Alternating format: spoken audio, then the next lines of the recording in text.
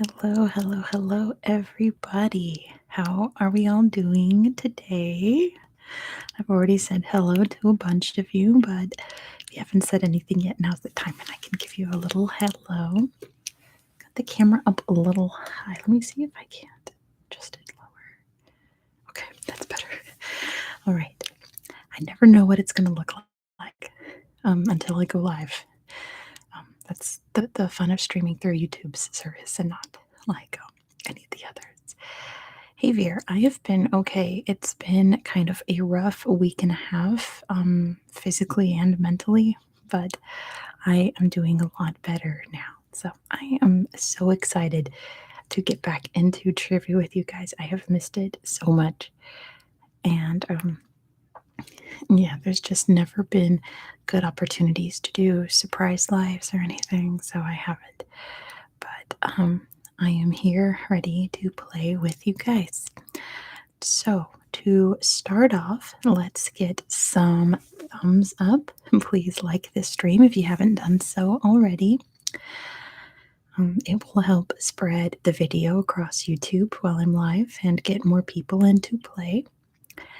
And it just kind of helps out my channel in general. So I'd really appreciate it if you haven't done so yet. Please click the little thumbs up. Valentine is here again. Awesome. Well, I have planned out today's quiz with the Europeans in mind. We're going to start off with 2 mini quizzes before the main event, and they are not, it's a total coincidence. I didn't plan it, but they're both European themed. So I'm like, you know what? It works out because this is the time when all the Europeans are here before they start dropping off to sleep. So, why don't we get started with the first mini quiz? It is not about Kazakhstan, Veer, but if you check out the members only page on my channel, I've got a video about Kazakhstan for all the channel members. And there will be a lot of Kazakhstan coming up in June. Hey, Laura, good to see you. So we are going to start off with a fun one. Hey, Sigrether. That's okay, Sigrether, don't worry. Hey, Fire Bro, good to see you. Today we're going to start off with a fun, kind of silly one for you guys, because last time I was live, you guys requested like 10 different topics. So we're going to do 2 of them today. The first one being Eurovision. So for this game, I'm going to give you the name of a Eurovision song. And for my sake, I just picked song titles that are in English or just like sounds, There's like a lot of us in Eurovision. And you have to tell me the country that the song comes from. And just to note that there are repeat answers. Yeah, like in Cha Cha Cha, for example. There are repeat answers because I only picked out the English titles to not embarrass myself trying to pronounce some of these. And I got 30 questions and there weren't 30 countries with English titles, so there's a bunch of repeats. So, for example, to start off, if I said Waterloo, you would say, let's see who gets it first. This is just the example. If I say Waterloo, and DR's got it first, the answer is Sweden, of course, like the most famous Eurovision winning song is Waterloo. All right, so to start off, our first song is called 1944. Oh, that was thunder. Oh, did you guys hear that thunder? It's so cool. 1944 is the name of this song. What country sang it? And Veer got it first. It is Ukraine. Good job to Veer for getting it first. The answer is Ukraine. Number 2, Abanibi. Abanibi. Abanibi, maybe. Abanibi. Who sang that one? And Veer got it. It is Israel. Good job to Veer. The answer is Israel. And like I said, there are going to be repeat answers, so get used to that. Number 3, all kinds of everything. All kinds of everything. Who sang all kinds of everything? And Barry got it first. It is Ireland. Ooh, Let me put on live chat real quick. Nobody reminded me. Good job to Barry for getting it first. The answer is Ireland. That was an Irish winning song. Let me wait for it to switch over to the live chat just to make sure I can see everybody's answers. Okay. Number 4 is Arcade. Arcade is the name of the song. Which country sang the song Arcade? Arcade. And Veer got it first. It is the Netherlands. Good job to Veer for getting it first. Sorry to Des over there. But the answer is the Netherlands. Number 5, the song is called Believe. Believe. Who sang the song Believe? Which country won with Believe? And Veer got it first. It is Russia. Good job to Veer for getting it first. The answer is Russia. It was Russia's winning song. Number 6 is Boom Bang a Bang. I didn't write down the years, but sometime between the start of Eurovision and now. Boom Bang a Bang. Which country sang Boom Bang a Bang? It was not France. Boom Bang a Bang. It's kind of an ASMR name. Not Germany. Hey, EC, it's very good to see you. So which country in Eurovision won with the song Boom Bang a Bang? And Veer got it first. It is the UK. Good job to Veer for getting it first. The answer is the UK. The UK. Song number 7 is Diggy Loo Diggy Lay. I hope I'm saying it right. There's so many songs that just have nonsense titles, don't they? It was not Norway. Diggy Loo Diggy Lay. You're very close, Veer, but it's not Norway. There you go. Veer's got it now. It is Sweden. Good job to Veer. The answer is Sweden. Number 8 is called Ding a Dong. Ding a Dong. Which country sang the song Ding a Dong? And Des got it. It's the Netherlands. Good job to Des for getting it first. The answer is the Netherlands. Number 9 is called Diva. One of the few songs on this that I actually know. I know this song. Diva. Which country sang the song Diva? And Veer got it. It is Israel. Good job to Veer. The answer is Israel. Israel. Number 10 is Euphoria. Euphoria. Euphoria. Another song that I definitely know. And Veer's got it. It is Sweden. Good job to Veer for getting it first. The answer is Sweden. Yes, that's a great song. Number 11 is called Everybody. The song's just called Everybody. So which country sang the song Everybody? And it's a country that hasn't come up before in this category. It's a new country in this list. Everybody. So the answer has not popped up before. The Backstreet Boys. Also a very good song, but not a Eurovision winning song. Not France, Germany, or Spain, or the UK. So I can grab a drink of mine. We don't watch Eurovision in America. You see, it is not broadcast here. But my live chats have been popping off about Eurovision since Eurovision ended a few weeks ago. So they wanted Eurovision questions. You've got them. And Veer has got it first. It is Estonia. Good job to Veer for getting it first. The answer is Estonia. Number 12 is called Every Way That I Can. Every way, which is just one word for some reason. Every way that I can. Yeah, it is very ridiculous. And Veer's got it. It is Turkey. Good job to Veer for getting it. The answer is Turkey. I know this song too, number 13. It is called Fairy Tale. It is not really known in the USA, Dan. I feel like people here know of it, but not really what it is. And Veer's got it. It is Norway. Good job to Veer. It is Norway in 2011. Number 14 is called Fly on the Wings of Love. Fly on the Wings of Love. And Veer's got it. It's Denmark. Good job, Veer. The answer is Denmark. Yeah, there is a Netflix movie with Will Ferrell about Eurovision trying to like parody it. But from what I don't really know anyone who's seen it, and those who have seen it say it's not that great. Number 15 is called, I know this song too, Hard Rock Hallelujah.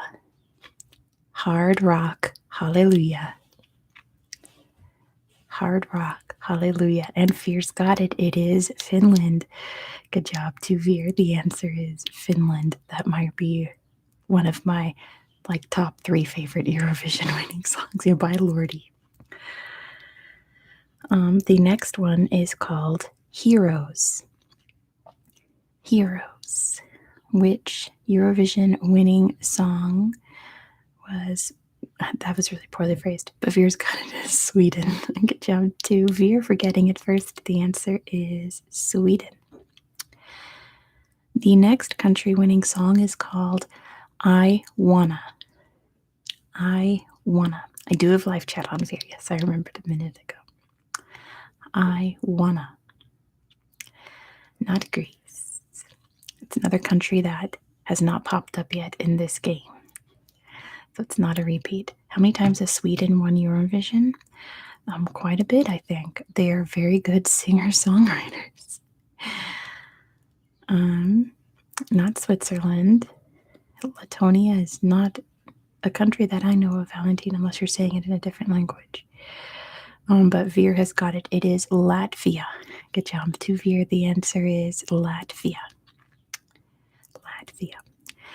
The next song is called La La La. It's just called La La La. Latonia is French for Latvia. Okay, so a point to Valentine as well. I wasn't sure what Latvia was in French. Veer's got this one also. It is Spain. Good job to Veer. The answer is Spain. Number 18 is called Love Shine a Light. Love Shine a Light. Is that rain outside? No, it's just wind. The weather here is so strange. Veer's got it. It is the UK. Good job to Veer. The answer is the UK. Yep, that was Katrina and the Waves, as in Walking on Sunshine. The next song is called My Number One. My Number One. Which country sang the song My Number One? And Veer got it. It is Greece. Good job to Veer. The answer is Greece. The next one is called Only Teardrops. Only Teardrops. Which country sang Only Teardrops? Only Teardrops. And Veer got it first. It's Denmark. Good job to Veer. The answer is Denmark. Emily DeForest. Awesome. The next one is called Refrain. Refrain. Which I assume refers to like the part of the song and not meaning to stop. Not France. I think all the French winning ones had French titles, so I just didn't put them on the list. Not Luxembourg or Monaco. Did they compete in Eurovision? I didn't know that. Now, you're on the right track for French speaking-ish. Yes, Veer's got it. It's Switzerland. Good job to Veer. The answer is Switzerland. I love this song. Rise Like a Phoenix. Rise Like a Phoenix. And Veer's got it. It's Austria. Yes, it's very amazing win. I think I actually watched some of that Eurovision. I think that's like the only one I actually watched. But yes, Veer got it. It is Austria. The next song is called Rock and Roll Kids. Rock and Roll Kids. Which country performed the song Rock and Roll Kids? And Veer's got it. It is Ireland. Good job to Veer for getting it first. The answer is Ireland. All right. This one is sort of a trick answer. The song is called Rock Me. Rock Me. Veer's waiting for their fave. Rock Me. This one is a trick answer. kind of. And Veer's got it. It was Yugoslavia. Yes, the answer is Yugoslavia. Back when Yugoslavia existed, they won a Eurovision. Good job, Veer. The next song is called Running Scared. Yeah, Veer works for Eurovision. Not Moldova, it's Azerbaijan. Good job, Veer. The answer is Azerbaijan. Azerbaijan. This is a good song, too. Satellite. This song is called Satellite. Satellite. And Veer's got it. It is Germany. Good job to Veer for getting it first. The answer is Germany. We're almost done. We've got 3 left. It was Lena, yeah. The next song is called Stefania. Stefania. Which country performed the song Stefania at Eurovision and won? And Veer's got it. It is Ukraine. Good job to Veer. That's an easy one, yeah, because it was very recent. The answer is Ukraine. All right, the next one, which, anyway, tattoo. Tattoo. Let's see who gets it first. Tattoo. And Veer's got it. It is Sweden. Good job to Veer. The answer is Sweden. And the last song I have on the list is called Toy. Toy. Toy. And Veer's got it. It is Israel. Good job, Veer. The answer is Israel. All right. One more mini quiz before the main event. And like I said, the mini quizzes for some reason were European themed. These are 20 questions about London. London. So all of these questions will be about London. I was about to say the city of London. Some of them might be about the city of London, but they're about London in general. 2 different things if you didn't know. All right, number 1. On which street does the Prime Minister live? On which street does the Prime Minister live? And DR's got it first. It is Downing Street. Good job to DR. The answer is Downing Street. Downing Street. Number 2. What kind of birds live at the Tower of London? What kind of birds live at the Tower of London? They are not crows. They are ravens. Good job, Laura. The answer is ravens. There is a difference between crows and ravens. I'm sure there's lots of pigeons there too, Dan, but the ravens, actually, they have a little house and there's a raven master and everything. They are not the same bird, Veer. If my sister were here, she would argue vehemently against that because she loves birds. Ravens are very different from crows. They're just black. That's the only thing they have in common. And they're corvids. Number 3. What is the tallest building in London? What is the tallest building in London called? And DR's got it first. It is the Shard. Good job to DR for getting it first. The answer is the Shard. The Shard. Number 4. What river runs through London? What river runs through London? And DR's got it first. It's the Thames. Good job to DR for getting it first. The answer is the Thames.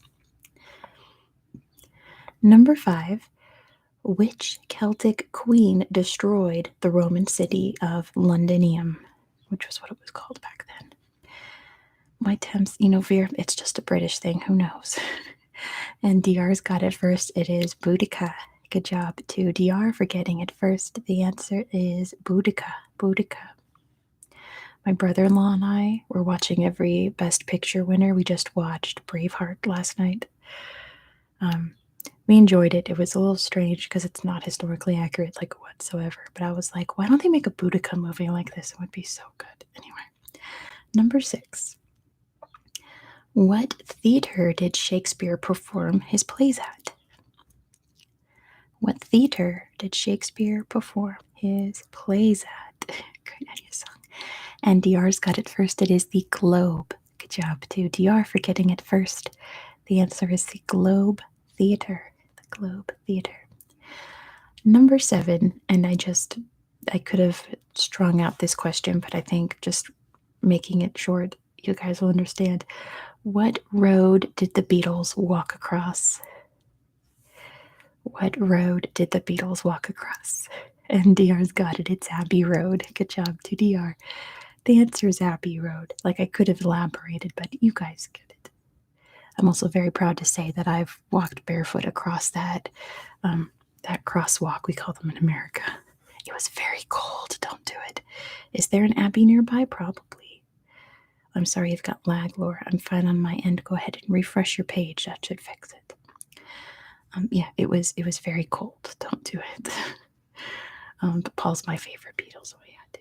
Number 8. What serial killer murdered 5 women in 1888 in London, obviously? And DR's got it first. It's Jack the Ripper. Good job to DR for getting it first. The answer is Jack the Ripper. Jack the Ripper. Number 9. What is the largest store in London? And I Googled this like crazy, and they all said the same thing, so no one can argue with me. It's not Sotheby's, it is Harrods. Good job to Valentine. The answer is Harrods. It is Harrods department store, is the largest store in London. I accidentally stole from that store. We had a water bottle. It was worth £1, and the store was closing, and we were desperately trying to find like a register to ring it up, and we couldn't find any that were open, and we were running through the whole department store trying to find one.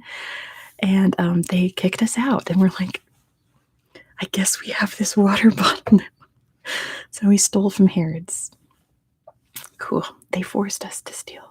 I'm on Interpol's most wanted list. They want that £1 back. Number 10. In which part of the city can you find Nelson's Column? In which part of the city can you find Nelson's Column? Nelson's Column. I've been thinking about digging up my travel journal from back then and paraphrasing it. I'm not reading it word for word. That'd be too embarrassing. Valentine has got it. It is Trafalgar Square. Good job to Valentine for getting it first. The answer is Trafalgar Square. Yep, he's way up high on his column in Trafalgar Square. Number 11. What sport is played at the Oval? What sport is played at the Oval? At the Oval. The Oval. And Valentine has got it. It is cricket. Good job to Valentine for getting it first.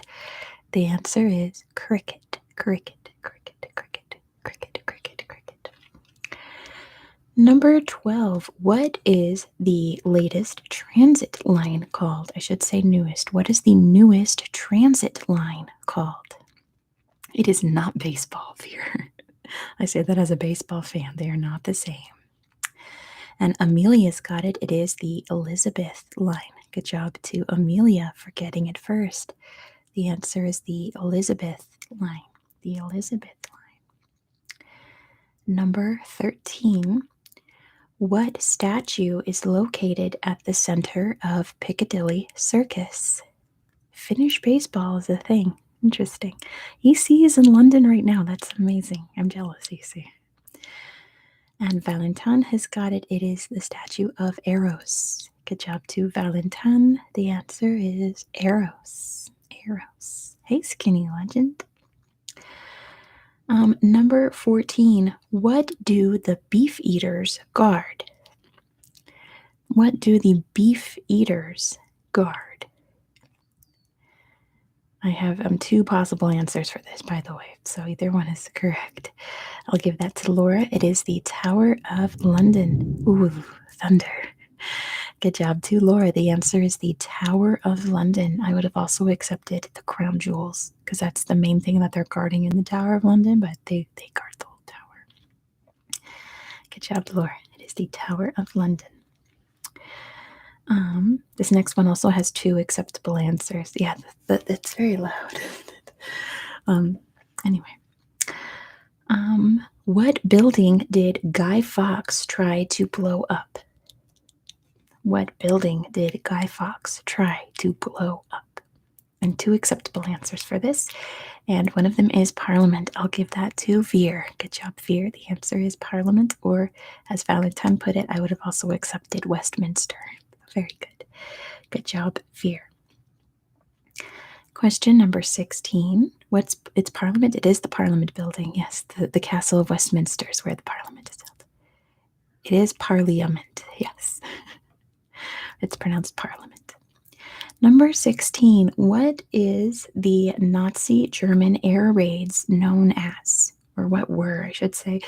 What were the Nazi German air raids known as in London? I'll give that to Laura. It's the Blitz. Good job to Laura. The answer is the Blitz. The Battle of Britain was part of it, but the word I'm looking for is just the Blitz. The Blitz. The Blitz. Number 17, and you guys, I hope someone gets this right, because the people who get it wrong are going to try to debate me, and I'm prepared. What is the current official residence of King Charles III? That is true, Veer, but that's not what we're talking about today. What is the current official residence of King Charles III? Veer, but hell, not yet, Veer, but soon. It's not in Scotland. Valentine's got it. It is Clarence House. Good job to Valentine. The answer is Clarence House. I was waiting for someone to put Buckingham Palace, which is apparently going to be his official residence, but they're renovating it. You know, when you inherit your mom's house, you got to fix it up a little bit. So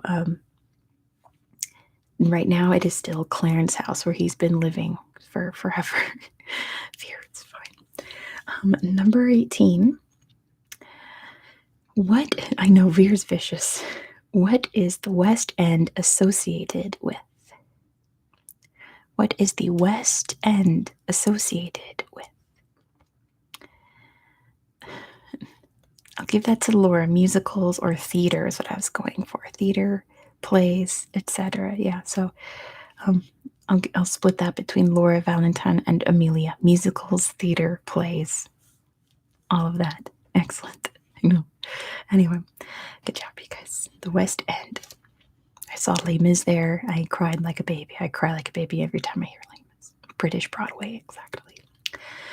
Number 19. Who sang London Calling? Who sang the song London Calling? Amelia saw it twice. Amazing. And DR's got it. It is The Clash. Good job to DR for getting it first. The answer is The Clash. And number 20. DR's never been to the UK. It's okay. You can understand it still. Number 20. Where did the Great Fire of London start? Oh, don't worry, DR. It's okay. Where did the Great Fire of London start? I'm looking for the street. It did start in a bakery, but what street was it? I should have specified. Laura's got it. It is Pudding Lane. Good job to Laura. That's the answer I'm looking for. It is Pudding Lane, where Laura was just today. That's amazing. It is Pudding Lane. Okay. On to the main event. The main event. There will be a winner at the end of this event. So, just a heads up, there will be an overall winner. You want to see Samuel Pepys, cool. Or Samuel Pepys used to live. This is the ultimate geography challenge. So, here's what I did.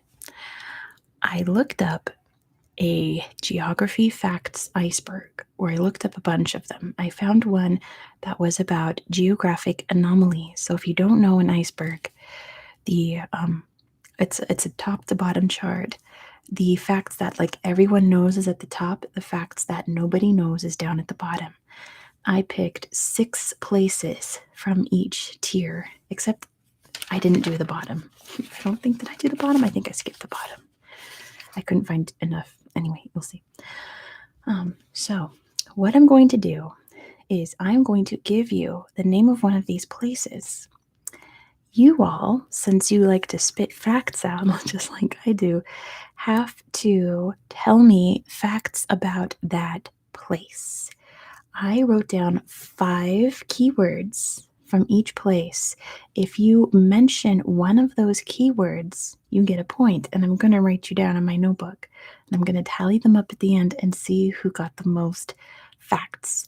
So, pretty much who knows the most about these random places. Hey, acid nutria. So, I'm going to write these down and pin them so that when people join later, they'll know what's going on. Say random facts about the places mentioned. And then I do have to iterate that you can Google stuff. Oops, I hit enter. I'm just going to pin that. No wall of text. You cannot just copy a paragraph off Wikipedia and copy and paste it. You cannot do that. You must say like one sentence per line. Don't try to fill up too many facts in one sentence because I'm going to lose track because you're all going to be telling me random facts. So let's start off with number 1 and you'll see what I'm talking about. And again, we're starting off easy. These are all geographic anomalies. The first one is Monaco. So just tell me some facts you know about Monaco. We'll see if anyone gets the 5 keywords that I wrote down. Dan says rich city-state, microstate, surrounded by France, gambling. I actually didn't write down gambling per se. Grace Kelly is one of them. Okay. Oh gosh, you all need to slow down. Acid. And then I'm going to give that to Des. I wrote down the Grand Prix. Des put Formula One. I'll put that. That's why I need you all to go slower. The monarchy is one that goes to Seagreether. I wrote Prince Albert II or the Grimaldis. I'll accept monarchy. I have to remember how to write that Icelandic character. There we go. Okay, so I have 2 facts left.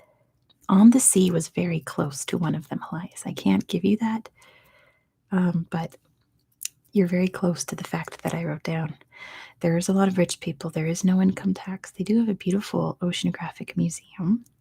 There's lots of yachts and boats. It's on reclaimed land. See, we're all going to learn so much. Okay, I figure once you start struggling, I'll start to give you hints. What? There it is. Never mind. DR's got it. The Riviera was the word I was looking for. All right. The Riviera is the word I was looking for. They have 1 fact left, and it relates to gambling. I'll give you that. 1 fact left. It's related to the gambling. There are casinos.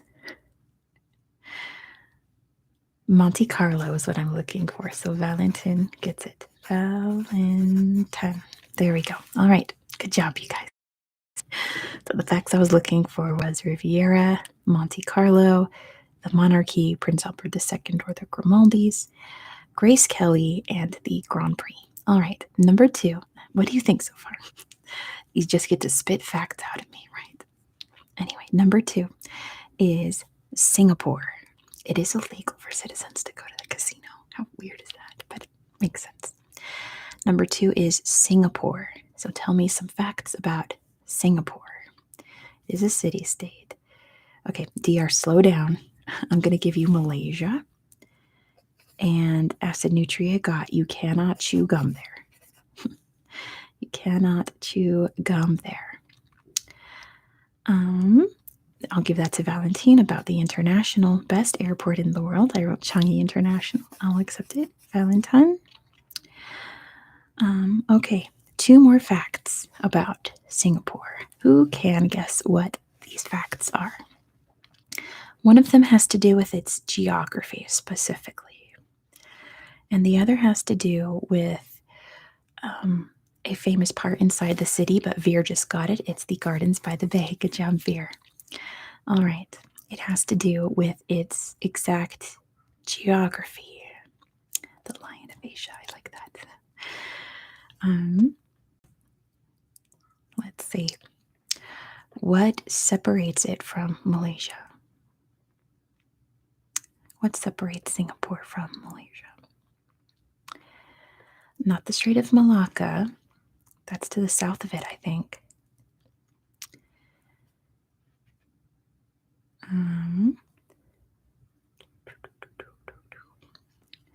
Wealth.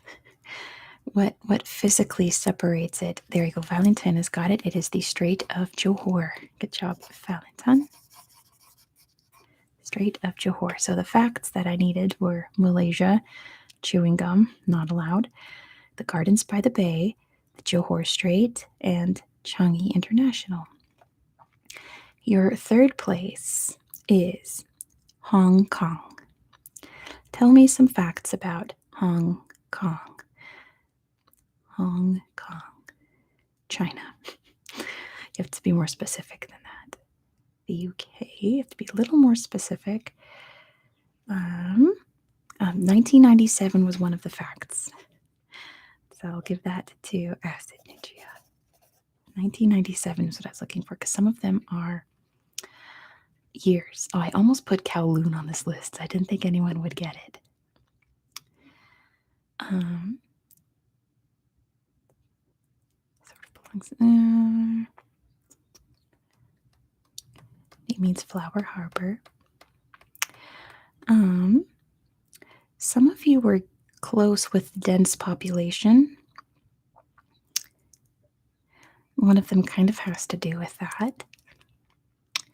There we go. Des got it. The most skyscrapers. Hong Kong has the most skyscrapers in the world. And then somebody put, oh gosh, Elias has got the German word. Oh, it's so long, but we expect that from Germany. Valentine has got Cantonese, was one of the facts I was looking for. All right, I have 2 facts left. Let me scroll up because someone was close. Valentine was close with Victoria Peak. I'm not looking for Victoria Peak specifically, but pretty close in name, I should say. What else in Hong Kong is named after Victoria? And Acid Nutri's got it. It's Victoria Bay or Victoria Harbor. Okay. The last one has to do with its history. What led to Hong Kong being occupied by the British? What event made Hong Kong become a British occupied place? Acid Nutri has got it first. It's the Opium Wars.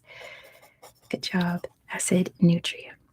I also thought this game would be fun because it's not just whoever gets it first. Oh, did DR already say Opium Wars?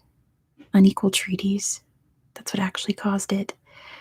But the word I'm looking for was Opium Wars, so I needed the key phrase. I figured this is a game that it's not whoever gets it first. You just have to list facts and see if you get the same facts that I have. The next place I have is Northern Ireland. Northern Ireland. Tell me some facts about Northern Ireland. I feel like you guys are going to get this real quick, so I'm prepared.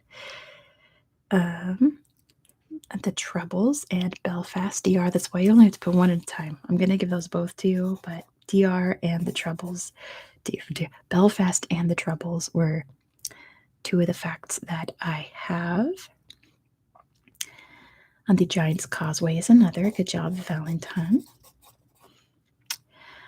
We've got the Troubles. I almost put Londonderry as one of them, and then I didn't.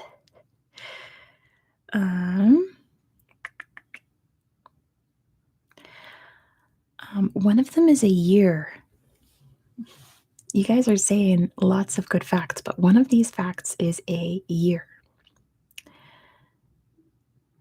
Not 23, not 16, not 72, not 22. 22 is when it officially happened, but what was the year that it was announced that it was going to happen?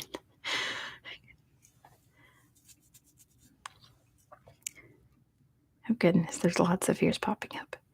There we go. I'll give that to Des. It's 1921 was the year that it was announced that Northern Ireland would be splitting off from the rest of Ireland, pretty much. And the last one has to do with a flag. Oh, I should have put the Titanic. Why didn't I think of that? The last one has to do with a certain kind of flag that they use in Northern Ireland. It does have the red right hand on it. Ooh. I wonder if Amelia just put what it is in Irish, because I don't know its name in Irish, so I don't know, Amelia. You'll have to tell me.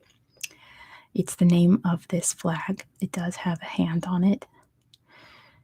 And I'll give that to Valentine. It is the Ulster banner. The Ulster banner is what I was going for. All right. It's a political party. Okay. That sounds right. Okay. So, yeah, the facts that I wanted for that were Belfast, the Troubles. Okay, thanks, Amelia. The Giant's Causeway, 1921, and the Ulster banner. All right. The next place is Alaska. Tell me facts about Alaska. Alaska. I didn't write down Anchorage. I almost did. I did write down Russia. I'm going to give that to Acid Nutria. The largest state, like the Simpsons movie. Juneau is one of them. I'll give that to DR. Juneau is the capital. It was bought from Russia. I already got that. It's cold. We got Juneau. We've got Alaska. The Inuit do live there, but I did not include them in this.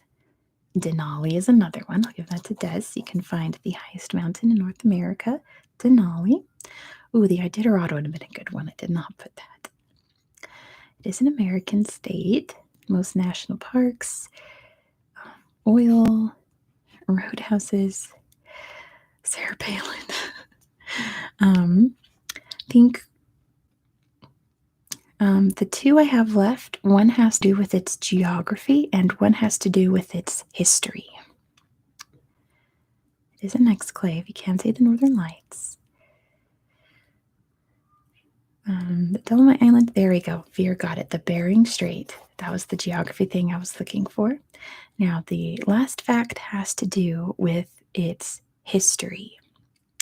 Pretty much, why did Americans move there? Why did Americans, once it became American territory, why did a bunch of Americans move there? It was for gold. Good job, Veer. They had a big gold rush up there, the Yukon gold rush. Very good. So the facts I had for Alaska were the Bering Strait, Juneau, Russia, the gold rush, and Denali. Okay.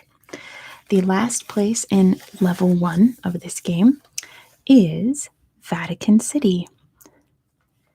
Vatican City. And if you saw my video on Vatican City, you're going to get one of these because it's one of my favorite facts. Skinny Legend got the Pope. Skinny. St. Peter's, that goes to Des. Oh my gosh, so many things. Okay, I have to slow down. I saw my favorite thing, but I have to scroll through and make sure. Yeah, I have 2 left. Two. Ooh, the Swiss Guard would have been good, but I did not put that. I didn't put Michelangelo, but I put what was related to him. Dr. Pickle put my favorite thing. It's the train. They have a train. I love the Vatican train. It's my favorite thing in the world. All right. So let me scroll back up because you guys are all too smart. You guys are all too smart. It looks like DR's got the Sistine Chapel. That goes to DR. And then you guys are kind of circling the drain in terms of you all saying world's smallest country, tiny, exclave. It's not quite the word that I'm looking for. It's one that you all put when we were talking about Singapore. When we did Singapore, it was the first thing you all threw up, and I didn't say anything because I knew it was going to come up later. Country the most gray on a flag. How interesting. See, I knew I was going to learn some cool stuff playing this. It is a microstate, but the word I'm looking for is city-state. So that goes to Valentine. I was looking for city-state. All right, so the facts I had for that were the Pope, Sistine Chapel, St. Peter, the train, and it's a city-state. All right, we are on to level 2. Things are going to get progressively harder, and we're going to start hitting places that maybe you know nothing about or have never heard of, but you guys are super smart, and I think that you guys are going to get all of level 2. The first place in level 2 is Guantanamo Bay. Guantanamo Bay. And I made these a little difficult because there's stuff that you're obviously going to get right away. Cuba is one of that goes to Des. It is a prison. Looks like DR got that one first. There is a good job, Valentine. There is a McDonald's. The only McDonald's in Cuba is located there. Very, very good. It holds a military. I'll give that to Taylor J. I put naval base, but military is close enough. And the last fact, because I knew you guys were going to fly through some of these. Good job, Valentine, for getting the McDonald's. I didn't think anyone would get that. Has to do with its history. And I'm not talking about Cuba Revolution history. I'm talking before that. Way before that. A very famous person visited the bay. Who was it? Before the Spanish-American War, Acid Nutries got it. Christopher Columbus. Apparently, Christopher Columbus spent the night in Guantanamo Bay, where all criminals go. Okay, anyway, yes, very good. The facts I had for Guantanamo Bay was, what did he do? He committed war crimes. Cuba, naval base. It was a prison. There is a prison. It's apparently closing, but they've been saying they've been closing it for like 10 years. There's a McDonald's there, and Christopher Columbus was there. All right, the next place is, what didn't he do? The next place is, and it's a specific part in this place, the Korean Joint Security Area. The Korean Joint Security Area. And Acid Nutries got the first one. It is in the DMZ. That was a loud noise. I don't know what that was. The Blue House is not located there. Near the 51st parallel. I didn't put any years in this one. I didn't put Panchumon. I did put fake cities. Good job, Acid Nutria. I did put the Propaganda Village. I did not put the mines. Skinny Legend's going to be there in a month. Wow. I did not put Kim Jong-un. Hey, Alex. I didn't put the caves. I almost did, Vanessa. That's okay, Alex. There's 3 facts left. I didn't put Syngman Rhee. That one of these is a person that visited there, though. Not Syngman Rhee, not Kim Jong-il, not Kim Il-sung. One time, Donald Trump was it. Good job, Acid Nutria. Donald Trump was the first sitting president to visit North Korea by stepping over the little line. The first sitting president to visit North Korea. All right. Another fact that I have is a certain place that is in this area. Dennis Rodman. I'm sure Dennis Rodman's been there. Entirely unpopulated. That is true. One of the places in this security area. There's a lot of buildings. I feel like this is a very important one to its history. There is a McDonald's. Yeah. There's a shocking number of places. Like when I was writing these facts, I'm like, how do they all have McDonald's? Not the blue buildings. Not quite the border, Taylor J. Tiger Sanctuary. No, because that's part of the DMZ, not the security area within the DMZ. Galapagos mud. um, it is a certain. Antarctica doesn't. Wait, Fear. Does Antarctica have a McDonald's? I guess I know the American military base has a lot of stuff in it. I don't know if they have a McDonald's. I don't think so. I don't think they do. Um, what's the topic? Okay, Alex. So the game is I tell you a place in the world. You have to tell me facts about it. I've written down 5 facts, and we find out who matches my facts. One of them is a certain place in the Korean Joint Security Area. It is a bridge. I think there's like 2 bridges in this area. This is the famous one, the bridge.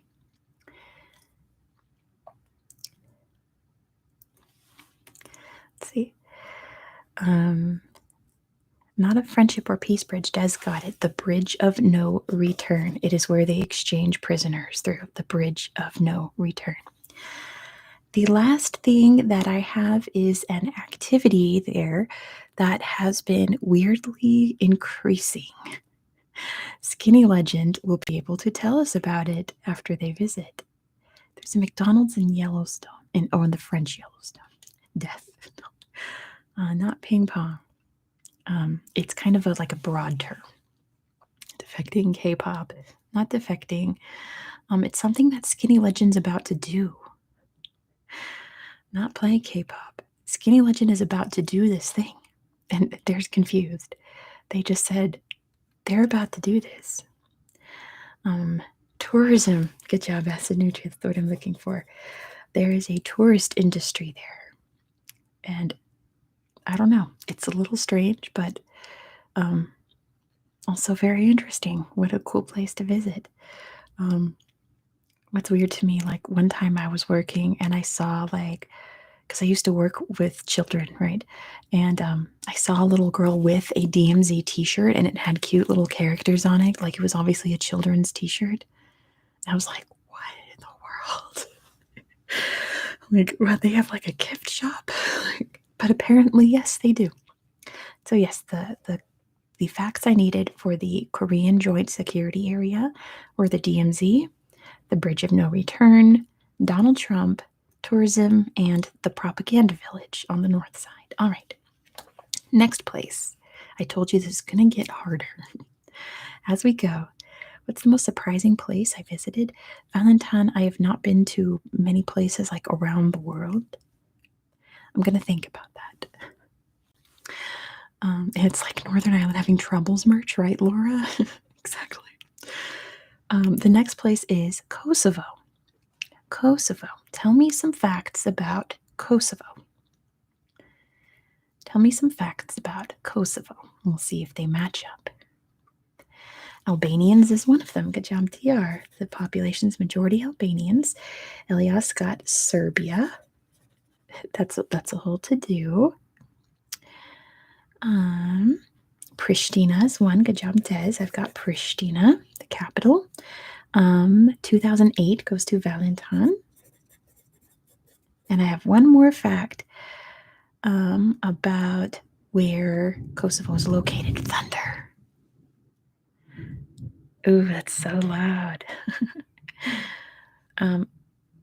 The mountains, the Balkans, that's what I'm going for. The Balkans. Good job, you guys. The facts I wanted were Serbia, the Balkans, the Albanians, Pristina, and 2008. The most O's in a country name? That's crazy, Laura. I never thought of that. All right. The next place. Give me some facts about Northern Cyprus. Northern Cyprus. Rita Ora. Oh, I should have mentioned Rita Ora. I'm sorry. I love her. Turkey's one of them. That goes to Asanuchi. I knew that was going to pop up real fast. That's like the obvious fact about it is Turkey. The Green Line is another. That goes to DR. DR got the Green Line first. Okay, Nicosia is another one that goes to DR. I put North Nicosia, apparently, because that's the capital. And there's Famagusta. That goes to Valentine. And you said green zone, you did, but DR said green line right when you said green zone, and it that goes to DR because they got it in first on my chat. The last one has to do with Famagusta, a certain place in Famagusta. And once it's brought up, I will describe what makes this place so strange. Place in Famagusta. The abandoned sea line, that's the ghost city. What's it called? What is it called? There is no McDonald's there, as of now. Laura Taylor put Topple. Probably DR. Oh, toppled today. There, he's on the floor. I sat down really heavy in my chair and it shook my desk and toppled, living up to its namesake. It doesn't have to do with the walls, it's Verosha. Good job, Des. It is Verosha, is what I was looking for. That's the abandoned ghost town, which apparently, while I was making this, learned that a few months ago, Turkey is going to allow tourists to visit Verosha. Interesting. To like take cool Instagram pictures. So yes, for Northern Cyprus, I needed Turkey, Nicosia, the Green Line, Verosha, and Famagusta. Yes, Asinudria. And Topple is down on the ground. I cannot reach him with all of this on. But he's down there because that's why his name is Topple. Because that's what he does. Taylor J, it's a ghost town because when Turkey invaded Cyprus, it got caught in like the no man's land and it had to be evacuated and it's never been reoccupied. Yeah, I'm surprised like the Chernobyl zone wasn't on this list because that's pretty much the same thing except without the radioactivity. The next place, and listen, for this next place is a hot button topic in the world right now. And I don't want you putting any mean stuff, just facts, okay? The next place is Crimea. Crimea. I did not put Russia as a fact on here. Crimea. It is in Ukraine. Yalta's, well, what happened in Yalta that I put this? I'm glad, TLS. What happened in Yalta? You guys are all putting cities. I didn't put any cities. I almost put Sebastopol. You know, I'm going to give that to Luke. I put annexed 2014 wars close enough. I know you put lots of like invasions and stuff, but I'm going to give that one to Luke. Because that's when it was annexed, I suppose. Black Sea's close. Crimean Tatars is 1. Good job, Veer. I put the Tatars as 1. DR's got the Yalta Conference. One of the lead ups to the end of World War I. The Sea of Azov is another that goes to DR. Sea of Azov. As a Nutria said, they said that. And Skinny Legends got the bridge. Yes, good job, Skinny Legend. The Crimean Bridge. Yes, it's going to be hard with me trying to keep track of all these facts because you guys are so smart. All right, so that was it. 2014 invaded. Okay, bonus points to us at Nutria. I was looking for the annexation, but that also happened in the 2014 invasion. So anyway, the facts I needed were the Tatars, the Sea of Azov, the Yalta Conference, the Crimean Bridge, and that it was annexed. All right, the last place on level 2 is Gibraltar. Tell me some facts about Gibraltar. And I know the first one's going to pop up. I'm ready. The most obvious fact is, well, yes, the UK. DR's got it. The Rock. Good job, DR. The Rock. The monkeys. Good job, DR. The Barbary macaques are there. British, Spain. I did put Spain, so that goes to Des. Let me make sure Des was the first one that said Spain. Yes, okay. Des was the first one to say Spain, even though it is part of the UK. I've got 2 facts left. Oh, Southern Point in Europe, which it actually isn't. 8 miles from Africa. That's cool. All right. I have 2 facts left. One has to do with something very, very old, and one has to do with something very new. Very, very old and very, very new. That is not one of them, Laura. I'm sorry. Lighthouse, no. The Alburn Sea. There's a legendary place that is believed to have been located in Gibraltar. There's something that might have existed way in the past, and it's believed that it would have been in Gibraltar, and Vanessa's got it. It's the Pillars of Hercules. Good job, Vanessa. The Pillars of Hercules. The last thing that I have is something that happened pretty recently. Something that happened in the UK that greatly affected Gibraltar. A certain political event that happened in the UK. They were just big rocks, skinny legend that Hercules put there. I guess Brexit is it. I'll give that to volatile. Because of Brexit, Gibraltar's no longer part of the European Union. Hey, hard disk drive. So it makes things very complicated for people. Yes, because of Brexit, Gibraltar's no longer part of the European Union because they're part of the UK. So that has created troubles. And I was reading about how they're trying to apply to be in the Schengen area so people can travel like to Spain because it's right there. But anyway, we are on to level 3. So the places I'm mentioning are going to get more and more obscure. So what are the columns of Hercules? It was these 2 big rocks that Hercules placed. Boom, boom. I was reading other facts about other places, and there's other places in the Mediterranean where apparently the columns of Hercules used to be. They are on the flag of Spain, that's true. But it's like most likely believed that Gibraltar was part of the Pillars of Hercules. But moving on to more obscure places. Good night, Alex. You're welcome. The first place in level 3 is Bir Tawil. Who can tell me some facts about Bir Tawil? Bir Tawil. I'm telling you, they're going to get more and more obscure. Empty land. Okay, Egypt is one of them. I'm going to give not claimed by anyone to Acid Nutria as uninhabited is what I put. Sudan is another that goes to DR. I have to cough 1 second. Okay.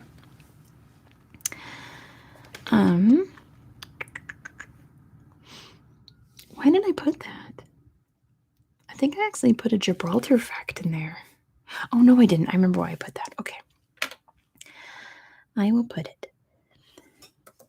So as you can guess by the chat, the Bir Tawil is a place between Egypt and Sudan on their border that nobody claims. No country wants any stake in the Bir Tawil. So I have 2 more facts about this place. It doesn't have to do with the desert. Kind of, sort of. Acid Nutri's got it. Some guy tried to claim it so his daughter could be a princess. I put micronation, and Des got it. Tried to claim it as a microstate. I'm going to give it to Acid Nutria first. Apparently, many people have tried to claim it as their own territory, including this American guy who wanted it so he could be king and his daughter could be a princess. Nice try. The last fact I have about the Bir Tawil is due to people who don't live there. Valentine, just wait. People who don't live there, but people who pass through. There are no people who live there, but there are people who go use that area. And Acid Nutri's got it. It's the nomads or certain tribes that live in that area. And you do not need a passport, that's true. So what I was looking for was Egypt, Sudan. It's uninhabited, the micronations, and the various nomads slash tribes that pass through that area. The next place I have is Kaliningrad. Kaliningrad. I figured DR. I was thinking, like, as I was going more and more obscure, I'm like, DR's going to have fun with this. All right, Asinutri's got Russia. It is an exclave that goes to DR. I have exclave on there. Königsberg is another that goes to DR. In German, it's called Königsberg. I have two other facts. Long Beach. One of them has to do with what it's officially called in Russian. In my chat, Asanutria DR said it first. What this area is called in Russian. And then the other fact I have is an event that happened there sort of kind of recently, like within the past 10 years. So it's what the Russians refer to Kaliningrad, and an event that happened there within the past 10 years. I don't want to give you the year because that's going to give it away. It's not about the pipeline. Russian pipelines are going to pop up later.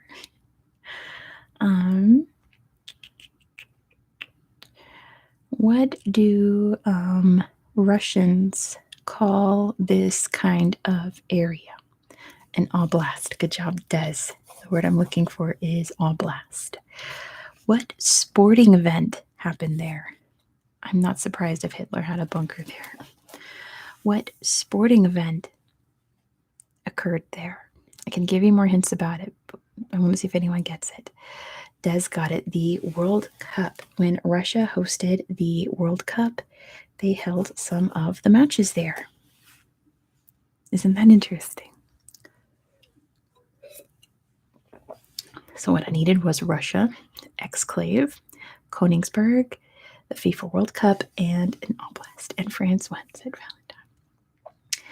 The next place that I have for you, give me some facts about Svalbard.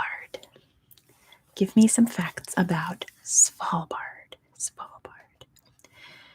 It is part of Norway. That goes to Veer. You cannot legally die there. That's actually a myth. Spitsbergen is another that goes to Des. The Midnight Sun is another one I put, so that goes to DR. Longyearbyen, that goes to Kongenrex.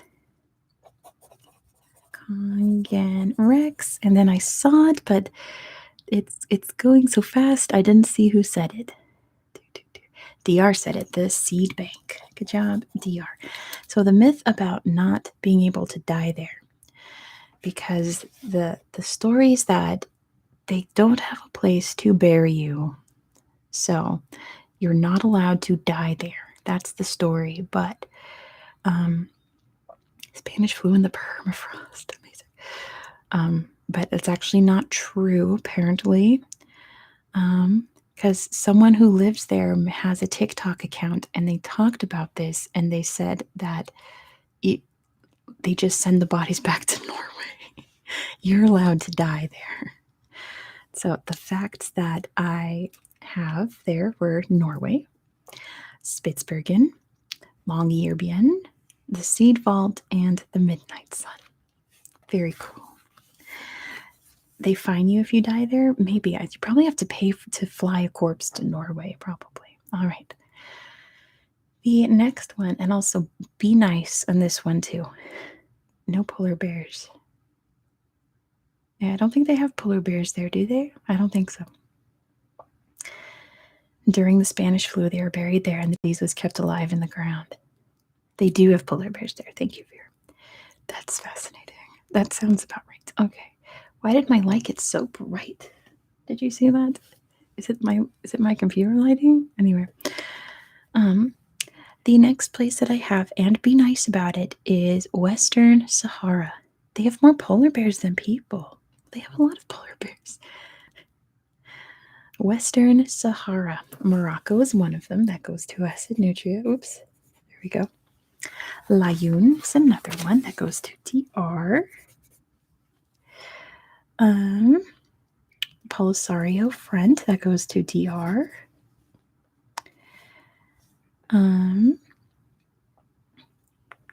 Maghreb is another. That goes to Veer. And Algeria friends. Has to do with something that was built there. Something that was built there and is maintained there. The border. DR's close. It does have to do with the border. That's okay, Skinny Legend. That's part of the challenge. Dan's got it. It is a wall. They have a wall there that is heavily guarded.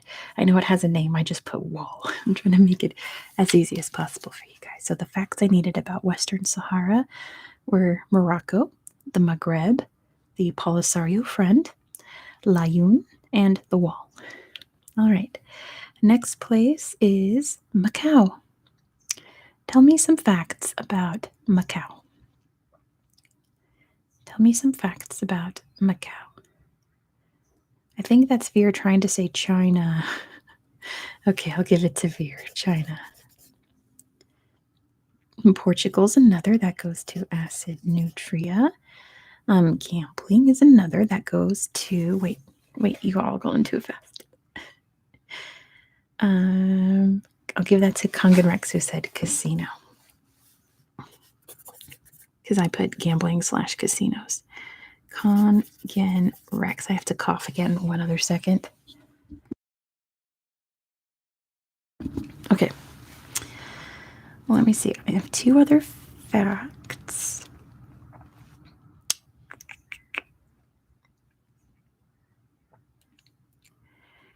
It is an island. The Venetian, the bridge. I need one of my antacids really quick. One of the facts I put there is a year. Let me mute this real quick while I pour this out.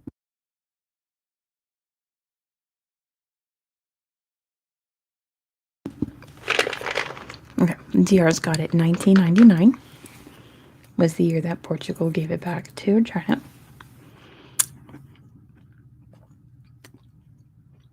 The last one has to do with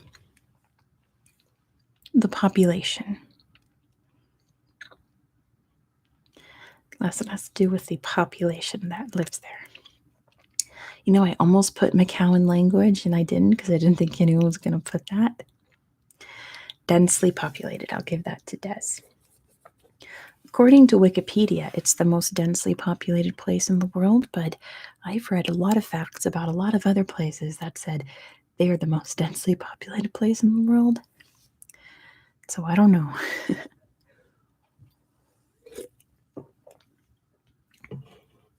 I just put very dense population.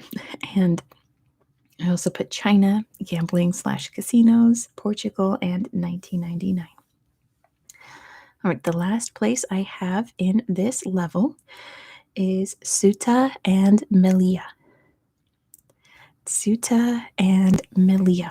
Getting ready because there's an obvious one. Morocco. That goes to DR. Morocco. I did not put Spain. I thought that would be too easy. Tiny borders. I'm going to give that to Des. I put border control because they do have lots of border control issues, especially in Ceuta. And immigration would be part of it. So I'm going to give that to Des and Dan. How about that? They both have to do with that.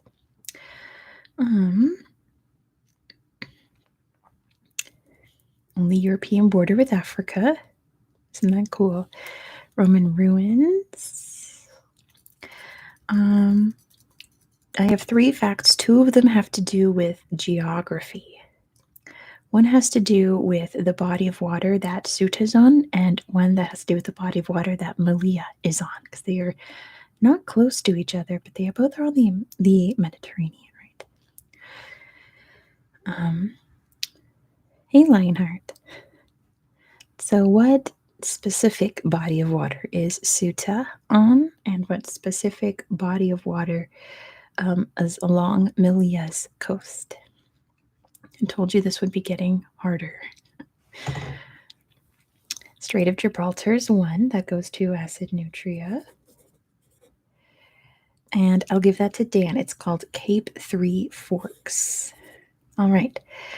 The last one has to do with a holiday that became official holidays in Ceuta and Melilla.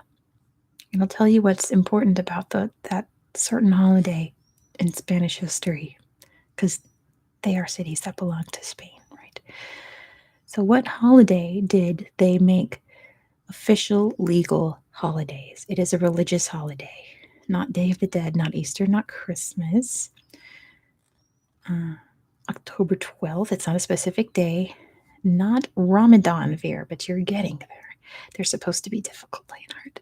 That's why it's the ultimate geography challenge. It is an Islamic holiday. It is Eid, but there are two different Eids, depending.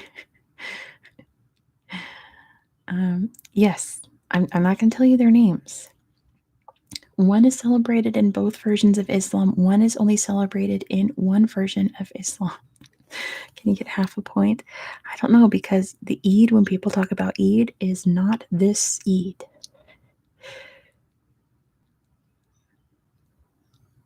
Eid al-Adha. There you go. Des gets it. It's Eid al-Adha. Usually when people just say Eid or Eid Mubarak, Happy Eid, they're talking about Eid al-Fitr. Eid al-Adha is the one we're talking about. It's only celebrated by Shia Muslims. Do people here Google? It is allowed, Kongan, but you have to be fast because some of these people are very smart. Eid al-Adha is the first official Muslim holiday in Spain since back in like the Caliphate days. How cool is that? The first official Muslim holiday in Spain since like what, like the 1300s, 1400s, right? That's really interesting. So, the facts that I have for Ceuta and Melilla are Morocco, because they border Morocco, the Strait of Gibraltar, Cape Three Forks, Eid al-Adha, and the issues with border control there. Moving on to level 4, these places will get more obscure. The facts will get harder, and I am keeping track. If you heard the scratch on my pad, of who's getting what, and we're going to tally at the end and see who's got the most. So, moving on to level 4, there's 8 levels, by the way. I skipped the 9th one. The first one is Transnistria. Transnistria. Tell me some facts about Transnistria. Acid Nutri's got Moldova. You know, I'm going to accept the USSR. I put Soviet. I'll explain what that means in a minute. Tiraspol. Who first said Tiraspol? Kongan Rex. Kongan Rex. And now I have to slow it down. Let's see. Tiraspol. Okay. Skinny Legend got Russia. I put Russia separate from the Soviets. I'll tell you why in a sec. Just let me see if anyone's got the last one. And Skinny Legend got it, the Dniester River. So for Soviet, I was going more for that there's just everything there is still very Soviet-esque. Like there's still lots of Soviet imagery there.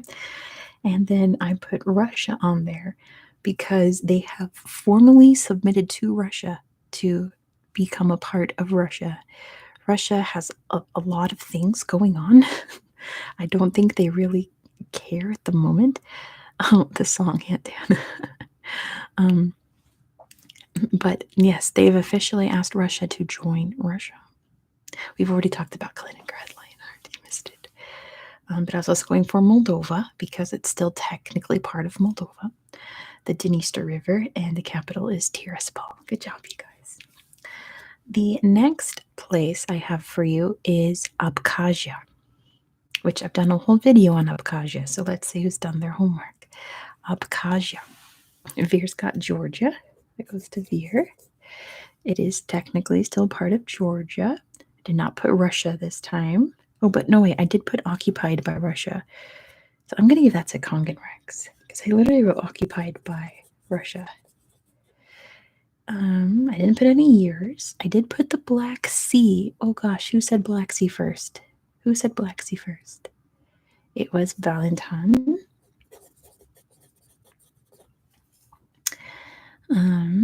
Let's see. Most of these places are unrecognized state sphere. The Caucasus. Oop. Who said Caucasus first? It looks like Valentine said it first. Caucasia, I'll take it. All right.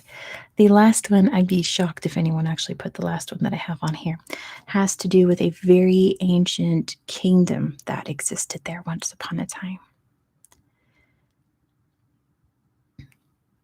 A very ancient kingdom. If you know your story of Jason and the Argonauts, this is where the Golden Fleece was. And Veer's got it. It is Colchis. Good job, Veer.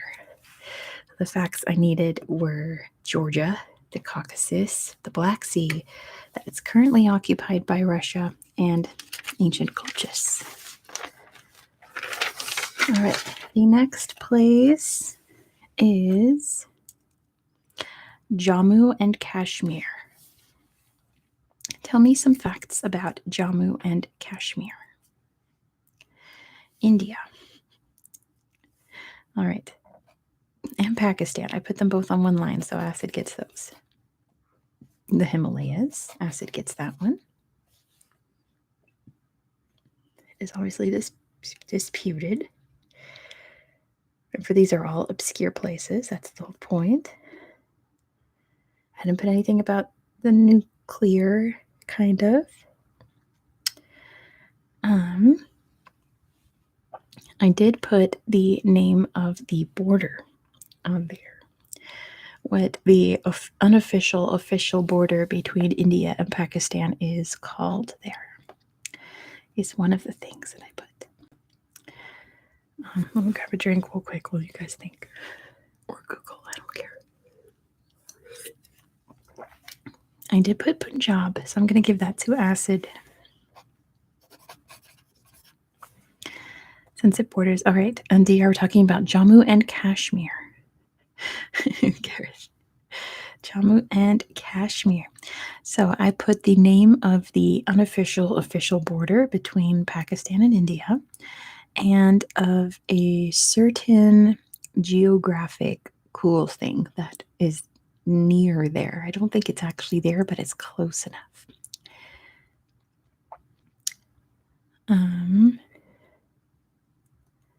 I don't have it as any of those.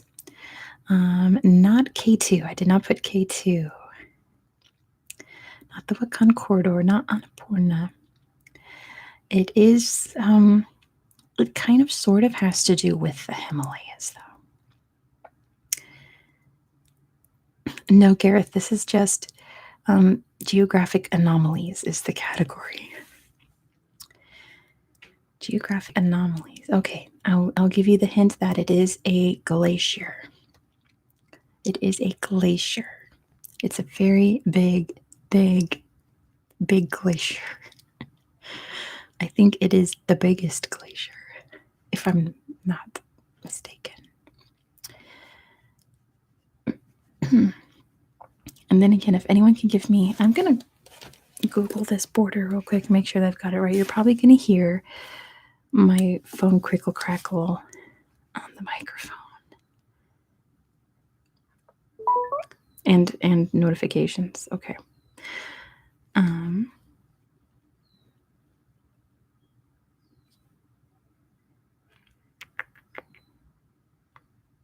Yes, it is a military. Okay. A military border, I'll say. A line which does not constitute a legally recognized international boundary but serves as the de facto border. Oh, the largest glacier is the Lambert Glacier. You're right, Dr. Pickle. unofficial, official fact checker of the channel's Dr. Pickle. Des got it. It's the line of control. Good job to Des. The answer is the line of control, is what it's called. Not here, Gareth. There are other places where there are green lines, like we were just talking about northern Cyprus before, but this place is called the line of control. All right. And then let me Google this place, make sure I've got this right. Very big glacier. Goodness. Was I way off? Nope. Northeast of the point where the line of control between India and Pakistan ends is this very big glacier.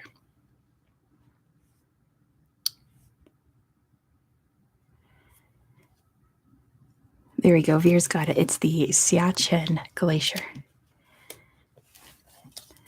I suppose, Gareth, but that's not the word I was looking for. All right. So the facts that I needed for Jammu and Kashmir were Pakistan and India, the Himalayas, the line of control, the Siachen Glacier, and Punjab. The next place that you have to give me facts about is Sealand.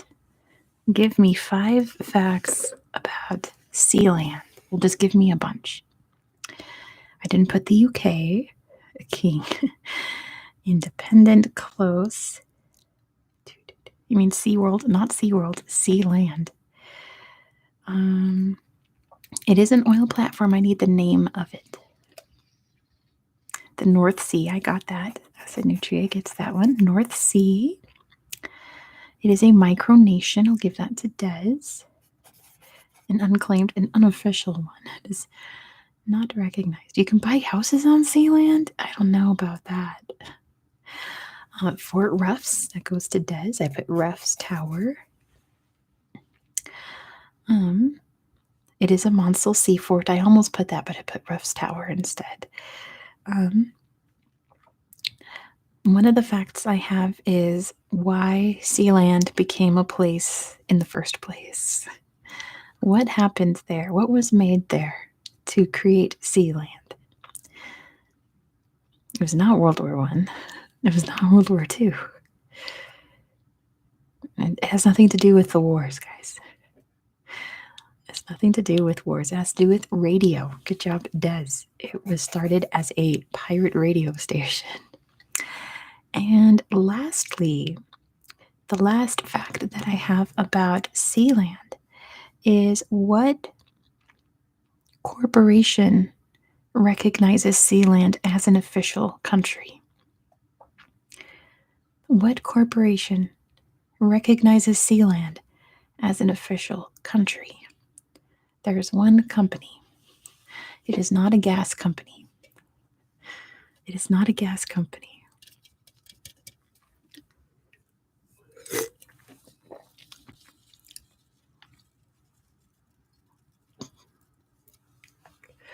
I'm giving you all a hint.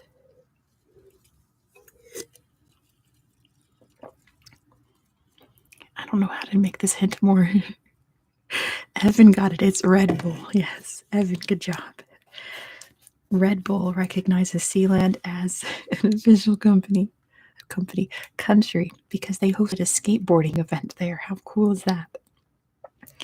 So the facts that I have for Sealand, Kongan Rex said they were first. Nope.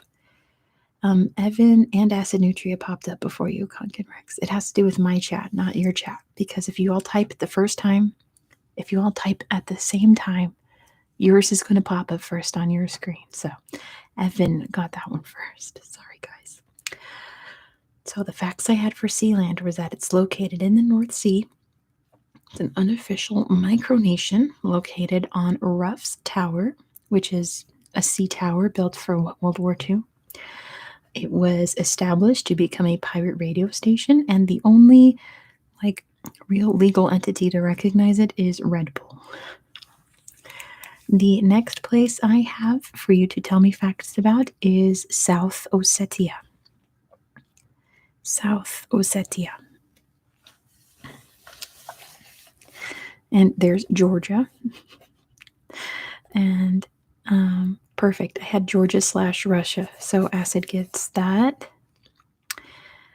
North Ossetia, I did not put that. I did put 2008. So good job, Acid Nutria. 2008 was there by Lionheart.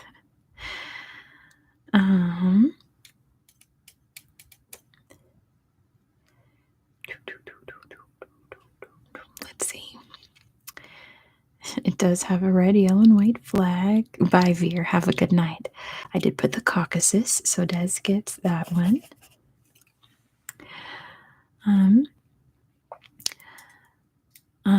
What was this place officially during the USSR? Because this had a special thing inside the Georgian SSR. Because it was the Georgian SSR, but South Ossetia was its own thing.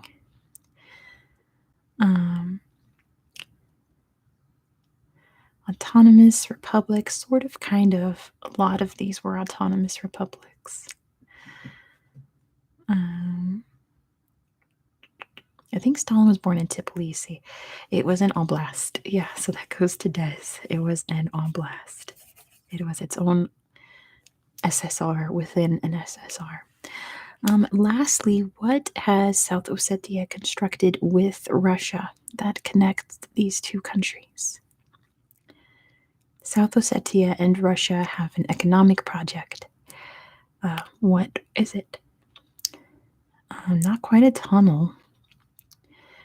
A pipeline. There you go, DR. It's a gas and natural gas pipeline. Very good.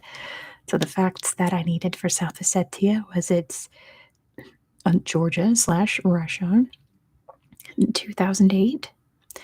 It was an oblast within the USSR. It's located in the Caucasus, and there is a pipeline connecting it to Russia. All right, this next place that I have, and this one might stump you guys, is Point Nemo. Point Nemo. Give me some facts about Point Nemo. Who knows what Point Nemo even is? The farthest place from land. Good job, Acid Nutria. That's the first fact. It is officially the farthest place from any land. This is going to get harder, Kungan Rex. I do have something about space, but it's not that it's closest to the astronauts, although that is a cool fact. DR's got that it's in the Pacific Ocean. Valentine again with the obscure fact. Lovecraft, yes, that is where Cthulhu sleeps, in the city overlay. Good job, Valentine. I got that. The ISS. Close. It's not named after the Nemo film, Joshua, but what it is named after is on this list. It's not named after Finding Nemo. Where satellites go to die, that goes to Acid Nutria. I put Spacecraft Graveyard. Captain Nemo from Jules Verne. I'll give that to DR. I wrote 20,000 Leagues Under the Sea, which features Captain Nemo, which is what the fish is. Dr. Pickle said that. Okay, hold on. I gotta go verify. Oh, crashing things from space. Yeah. I'm going to switch that to Dr. Pickle then. Sorry, Acid Nutria. That is where they crash things. And then I think I've got everything. Sorry, Acid Nutria. You do have a lot of points, so don't worry. Okay, so good job. The facts I needed about Point Nemo is that it is the farthest point from land. It's in the Pacific Ocean. It's named after 20,000 Leagues Under the Sea. It is a spacecraft graveyard, and it is currently, according to Lovecraft, where Cthulhu sleeps, in the city of Relay. All right, we are on to level 5 of 8. So now the places are getting more obscure. The facts are getting harder, okay? Here we go. The first place is Marie Bird Land. Marie Bird Land. Marie Bird Land. Yep. DR's got Antarctica. Good job, DR. It is in Antarctica.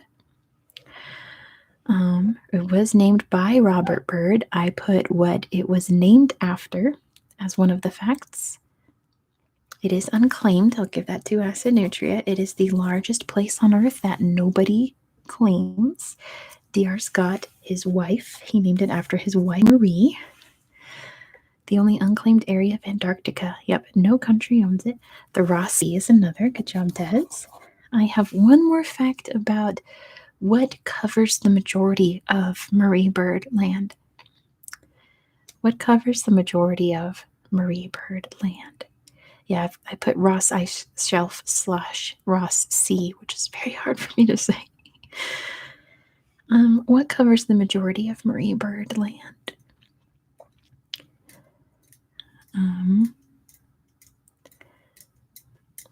Penguins. I meant Geographic. I'm glad, Dan. Good night. Thanks so much for playing along. Penguin feces, my goodness. Think of like the actual land. What covers this land? It's not the Vincent Massif.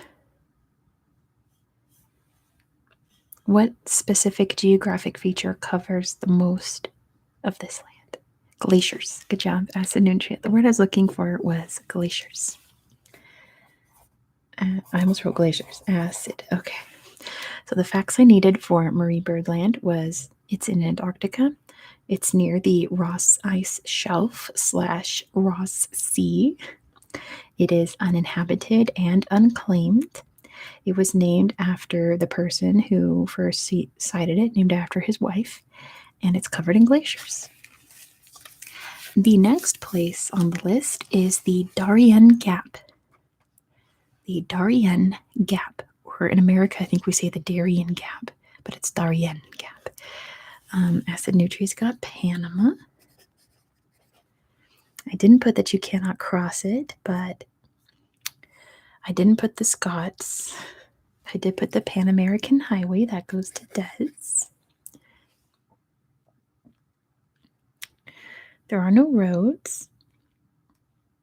It is very jungly. Colombia is another one I put. Good job, DR. Connects to Colombia. Cartels. Oh, wait. Asanutria said that first. 1 minute. Did you say Colombia? Because the word I needed was Colombia, not South America. Oh, you did. Okay, my bad. You said it right when everyone was saying Panama, so I didn't see it. So that goes to acid nutrient. Thank you for double checking, because when the first things pop up, the chat goes by so fast. Let's see. Oop, I'm scrolling. Oops, I'm accidentally scrolling up. I need to scroll down. Scroll down. There we go. I didn't put the cartel or anything. But I did put about the people that do live there, because there are people that live there.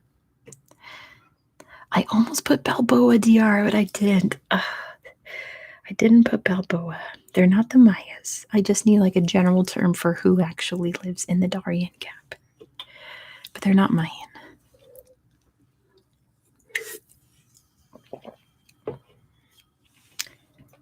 Native Americans, I'll give that. I'd put native population. That works for me. Yeah, not the Incans. And then I put what the Darien Gap officially is to Panama, because Panama controls the Darien Gap.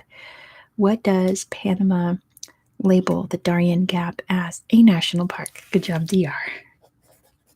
So the facts I needed for the Darien Gap is that it's in Panama. It's not part of the Pan American Highway because it splits it. It's attached to Colombia. It has a large native population, and it is a national park. All right. The next place I have for you is Saint Martin. Saint Martin.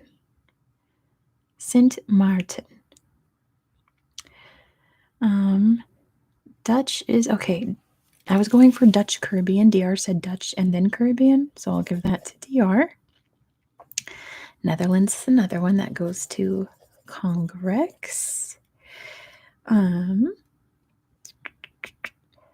Saint Martin is another, or Saint Martin, right, is part of France. Actually, that goes to acid nutria. My bad. You know what? I'm going to split it between DR and acid nutria because acid explained it, but then DR actually said the name, which was I was going for the name. So that's points to both of you. Um, who officially named Saint Martin? Who named Saint Martin? I did not put the airport on there. You know, like lots of people like to take pictures of the airplanes landing like over the beach. It was not a Dutchman, it was Columbus. Good job, Joshua. The island was named by Christopher Columbus. And which island chain is it a part of? Which island chain in the Caribbean is Saint Martin a part of? You can't just put Antilles, DR. It is part of the Lesser Antilles. What part of the Lesser Antilles is it a part of? Not the Windward, Joshua, not the Windward. Not Windward, but Leeward. DR gets it. It's part of the Leeward Islands. The Leeward Islands. The facts I needed was the Netherlands owns it. It's part of the Dutch Caribbean. Saint Martin is on the other half. It was named by Christopher Columbus, and it is part of the Leeward Islands. Valentine, there's a bunch of different like island chains within the Caribbean, and it's part of the Leeward Islands. Number 4 that I have in this category is Pitcairn Island, or the Pitcairn Islands. I put Pitcairn Islands. Tell me some facts about the Pitcairn Islands. You got to be more specific with William Bligh. Oh gosh. Goodness. Okay, I need to scroll back up, make sure. I didn't put anything about the assaults because that's too sad. Okay, DR says British Pacific. It is a British overseas territory, so I'll give that to DR. The Bounty, give that to DR. It's populated by the people who mutinied on the Bounty. I think my door rang. No.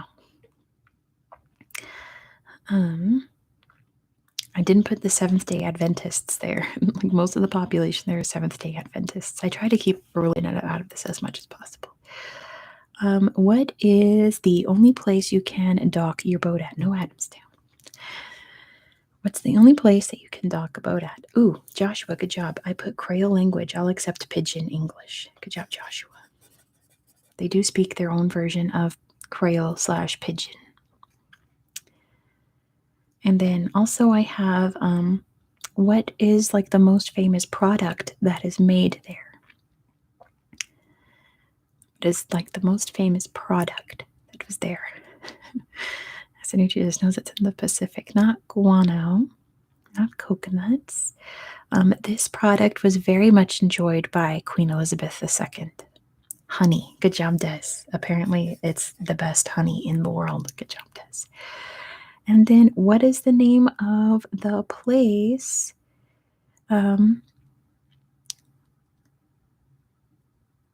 It's getting light outside. I have to be at work in 5 hours. Congrats, that's a you problem. There is a certain little body of water where you can actually see the wreck of what's left of the Bounty. What is it called? It has a name, and it's kind of obvious. Or not the Bounty, but the little boat that they sailed off from the Bounty from, I should say. The little skipper. Not Bounty Lake. Bounty Bay. Good job, Asanutria. It is Bounty Bay. And you can see the remains of the ship that the people sailed to the island on and never left.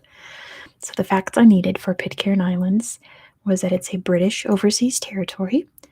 It's famous from the mutiny on the Bounty, Bounty Bay, the honey, and their own language. All right. The next place I have, the capital of Switzerland. The capital of Switzerland. We've got Bern from DR. There's some thunder. fact is that Bern is not the capital of Switzerland.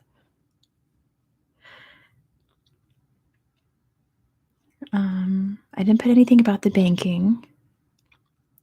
Not Zurich. Okay, no, Bern is not the capital of Switzerland. It's one of my facts here, but Bern is not the capital of Switzerland. Geneva is not on there. Lausanne is the other one. Good job. DR. Well, so what is Bern to Switzerland there? What's the word that would describe it? I kind of already gave it away, but let's see if we can rephrase it. De jure. Perfect. Good job, Des.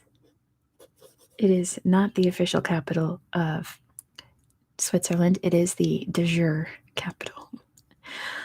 What year? Wait, why did I put that year? There's also something very important about the old town of Bern that I put, and then I put a year. Let me try to figure out why I put that year on here. You're going to hear my phone crickle crackle. It was...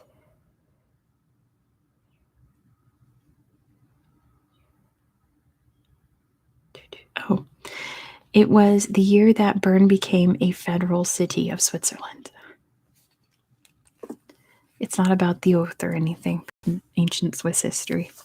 It's the year that Bern became the unofficial official capital of Switzerland. And then also something very special about the old town of Bern. There's something designated there.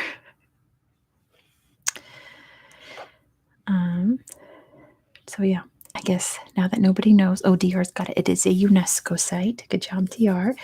I guess now you have time to Google the year, since nobody knows what year Bern became the unofficial official capital. And Des got it. It's 1848. Good job. So the facts I was looking for were Bern, Lausanne, that it's the de jure capital, 1848, and the old town is a UNESCO site. All right, the next place that I have is Bougainville. Tell me some facts. Oh, the founding. Okay. Anyway, I think it was founded to be, right? Anyway, tell me some facts about Bougainville. Who knows what Bougainville is? Papua New Guinea. Good job, Des. Currently, it's a part of Papua New Guinea. Solomon Islands. Good job, DR. It's very, very close to the Solomon Islands. Independence soon, conflict. Okay, I put Civil War, so I'll give that to DR. Coconut War. Nothing about the flower. It is the next country, and I put the year that that's going to happen. What year is that going to be? Not 26. Not 28. I was just reading about it, so I double-checked. 2027. That goes to Dr. Pickle. 2027 is when Papua New Guinea has to officially decide if they want to let Bougainville go. 98% of the population of Bougainville voted for independence. So if Papua New Guinea lets them, Bougainville will be the next new country in the world. The last fact that I have is, what part of Oceania is Bougainville a part of? No, there's 3 main regions to Oceania. Which one is Bougainville in? And DR's got it. It's Melanesia. Good job, DR. The answer is Melanesia. So the facts I needed were Papua New Guinea, the Solomon Islands, 2027, the Civil War, and Melanesia. During Bougainville's conflict, they ran out of oil, so they boiled coconut oil to run their vehicles. So based. Amazing. Thanks, Stryker. I appreciate that. All right. We are on to level 6. So the places are getting obscure. The facts are getting harder. Let's see. The first place I have, I always put like what I figure is going to be the easiest one first, like the ones that I know you guys are going to get, even though it is obscure. It's in a documentary called Coconut Revolution. I love it. The first place I have in level 6 is Baikonur. Baikonur. Baikonur. It is in Kazakhstan. Good job, DR. I didn't put Russia on here, but it is a part of every Russia. Hi, Farouk. Oh gosh, you guys are going too fast. Someone put, Des put rented to Russia. I put the year that Russia has to give it back to Kazakhstan. So if you know the year, because it is currently rented out to Russia, they have to give it back at a certain year. What year is it? Let's see. I just wrote space station / cosmodrome. So I have to figure out which answer suits that best because none of you said specifically that. I'm going to give that to, I guess I'll give it to Valentine. Spatial launch, I suppose, is the closest that describes that. And then who put Sputnik? Acid Nutria did. Sputnik is another fact. That is where Sputnik was launched from. Des got it. It is 2050. Good job, Des. Yep, Russia has to give Baikonur back to Kazakhstan in 2050. And then, hey, pretty Garf. And then there is something that has to do with the original town of Baikonur. All the space stuff aside, stop listing space stuff. There's something that has to do with the original town of Baikonur. What was it? This was like the coolest fact that doesn't have to do with space about this place. Baikonur. I don't know how to give you hints without giving it away. Tell me about the original Baikonur. Try to describe it for me. The original Baikonur before the space stuff happened. DR does not know.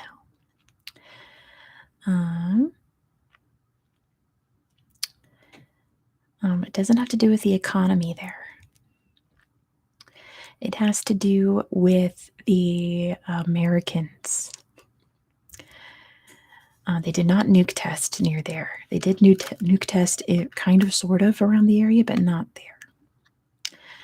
It has to do with the Americans spying on the USSR.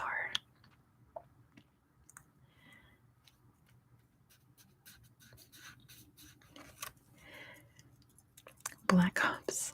Spy plane crash now. Okay, I'll give it a minute. I might have stumped you guys, and that's a little exciting. But let's see if anyone gets it. It has to do with the fact that obviously the Americans were trying to spy on the USSR. So the USSR did something to the original Baikonur. That's as much as I can tell you without telling you the answer. Ding ding, Acid Nutria, they made fake cities. So, Acid Nutria has got it. There is a village called Baikonur. That is not where the Cosmodrome is. The Russians made a new town called Baikonur to build the Cosmodrome and named it the new city after the original Baikonur to try to throw off spies so that they would try to investigate the old Baikonur where there was nothing spacey happening. But the space station they built was called the Baikonur Cosmodrome, even though it's nowhere near Baikonur. That is the weird fact about this place. Good job, Acid Nutria. So yes, those are the facts about Baikonur. I wrote it's in Kazakhstan. There's the space station / Cosmodrome. It's a fake name. That's where Sputnik was launched, and 2050 is the year that Russia has to give it back. The next place you have to tell me about is Malabo. Malabo. Who can tell me some facts about Malabo? Malabo. DR's got Equatorial Guinea, and it's on Bioko. Good job, DR. Um, I didn't put Spain per se. Yeah, I just put Bioko because it is the island that the capital city is on. The capital city is not on mainland Africa. There we go. Acid Nutria got it. Spanish. They speak Spanish. Fernando Po is another one. Good job, DR. The person who built the city. And Des got, they're replacing the capital to the mainland. Ciudad de la Paz. Good job, Des. So the 5 clues I needed were Equatorial Guinea, that's the capital. Bioko is the island that it's on. Ciudad de la Paz is the new city they're building to replace Malabo being the capital. They speak Spanish, and it was founded by Fernando Po, which is a great name. The next place I have for you is Bouvet Island. Can you tell me some facts about Bouvet Island? Bouvet Island. You guys are killing it. I'm really impressed. Norway is one. Good job, DR. I didn't put Antarctica. It's I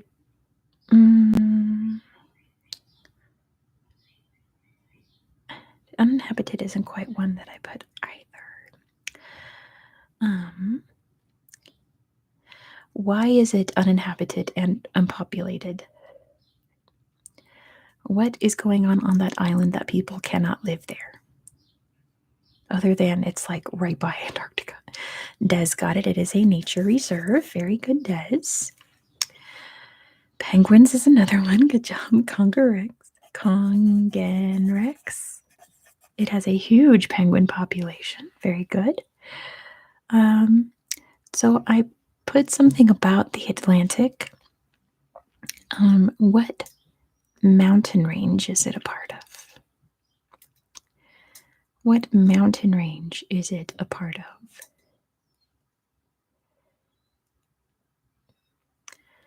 The Mid-Atlantic Ridge. Good job, Acid Nutria. Acid gets that one. It's part of the Mid-Atlantic Ridge, the underwater mountain range under the Atlantic. And then the last fact that I have. So even if it wasn't a nature reserve and people could live there, why wouldn't people want to live there?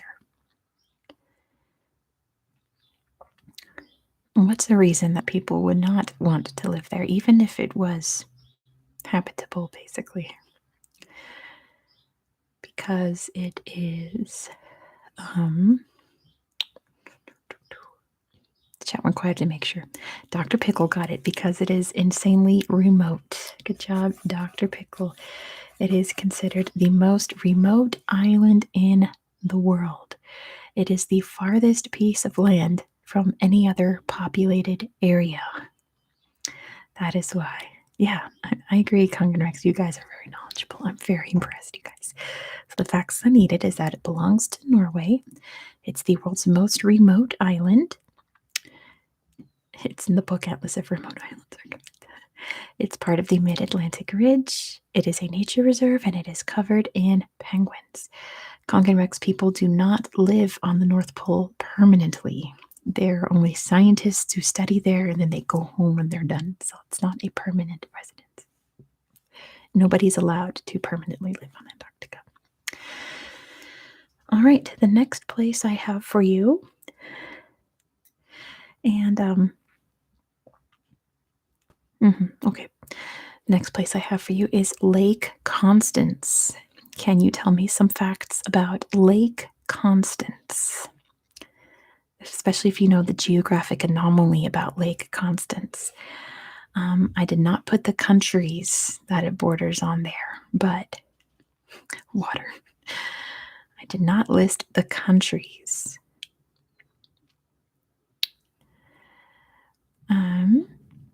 Congenrex, can you tell me more about the border? Ooh, Alps. I did put Alps. So DR gets Alps. Bodensee is another. That's its name in German. Oops. Des got that one. Des got that one. What is special about the border there at Lake Constance? Why is Lake Constance listed in this quiz about geographical anomalies? Tri Point close, Des. There's something special about that tri-point that makes it an anomaly. Only water border. The border's in the lake. Oh, you're so close. Congruence studied in Constance. That's amazing.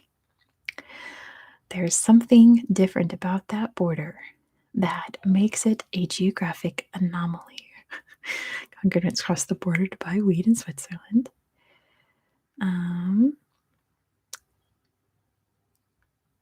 Yeah, what about the border in Lake Constance makes it a geographical anomaly? The tri-point meets on a small island, not quite Valentine. Des got it. There is no agreement as to where it is. Good job, Des. The three countries that border Lake Constance do not have an agreement about where those borders are. That is the anomaly about it. All right. Very, very good. What river flows out of Lake Constance? Yeah. What river flows out of Lake Constance? The Rhine. Good job, Kongen Rex. And Lake Constance is not just one lake, is your hint for the last clue. It is not just one lake.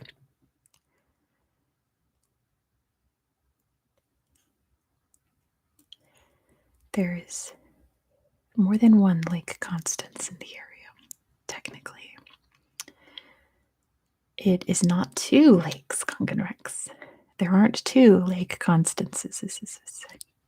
Not two. Let me grab another drink real quick. It is three. Good job, Acid Nutria. It is made up of three different lakes. We are still doing it, Skinny Legend. So the facts I needed for Lake Constance is the disputed border. It is called Bodensee in German. It's in the Alps, the Rhine River, and the fact that there's three of them. It's not just one big lake. All right, your next place is the Spratly Islands. The Spratly Islands. Give me some facts about the Spratly Islands. The South China Sea is one of them. Good job, DR. Military occupation. I'll give you that, DR. DR is probably the only one who's going to know about Spratly Islands because I know DR's mentioned the Spratly Islands a few times in various chats. This is when I was thinking of DR. I'm like, DR is going to get all of these. Good night, Kongen Rex. Thanks so much for playing along. You were very, very helpful. Now, DR's listed all of the countries that claim the Spratly Islands, which are in the South China Sea. There is actually one other country that DR did not list that claims the Spratly Islands but do not have any military there. What country could that be? There is one other country that claims the Spratly Islands, but they do not have a military presence there. It is an Asian country, I'll give you that. It's not the USA. Oh, I didn't count Taiwan. Des got what I'm looking for. It's Brunei. Good job, Des. I'm looking for Brunei. Brunei also claims some of the Spratly Islands. It is a little archipelago that many, many countries claim, and they cannot agree over who actually owns these islands. Now, what is it about these islands that makes all these countries want to claim it? Why do so many different countries in Southeast Asia want to own the Spratly Islands? And Valentin has got it. It is oil and natural gas. Good job to Valentin. And the last thing I put is that something exists under the water other than oil around these islands. What is it? It's not just fish either. What can you find under the water around the Spratly Islands? It is something natural, and Acid Nutria's got it. It is coral reefs. Good job, Acid Nutria. So the facts I needed were that they're in the South China Sea. There's a lot of oil and natural gas there. Brunei is one of the random countries that claim it. There's lots of military occupations there, and there's lots of coral reefs. Good job, guys. All right. The last one in this level is the Venbon. The Venbon. Who can tell me facts about the Venbon? The Venbon. Venbon. It is not in Australia. It is not in Vietnam. The Venbon. I can spell it. They'll probably give away where it is. Venbon. It is a German word. Des is right. DR's never heard of it. It's time to learn.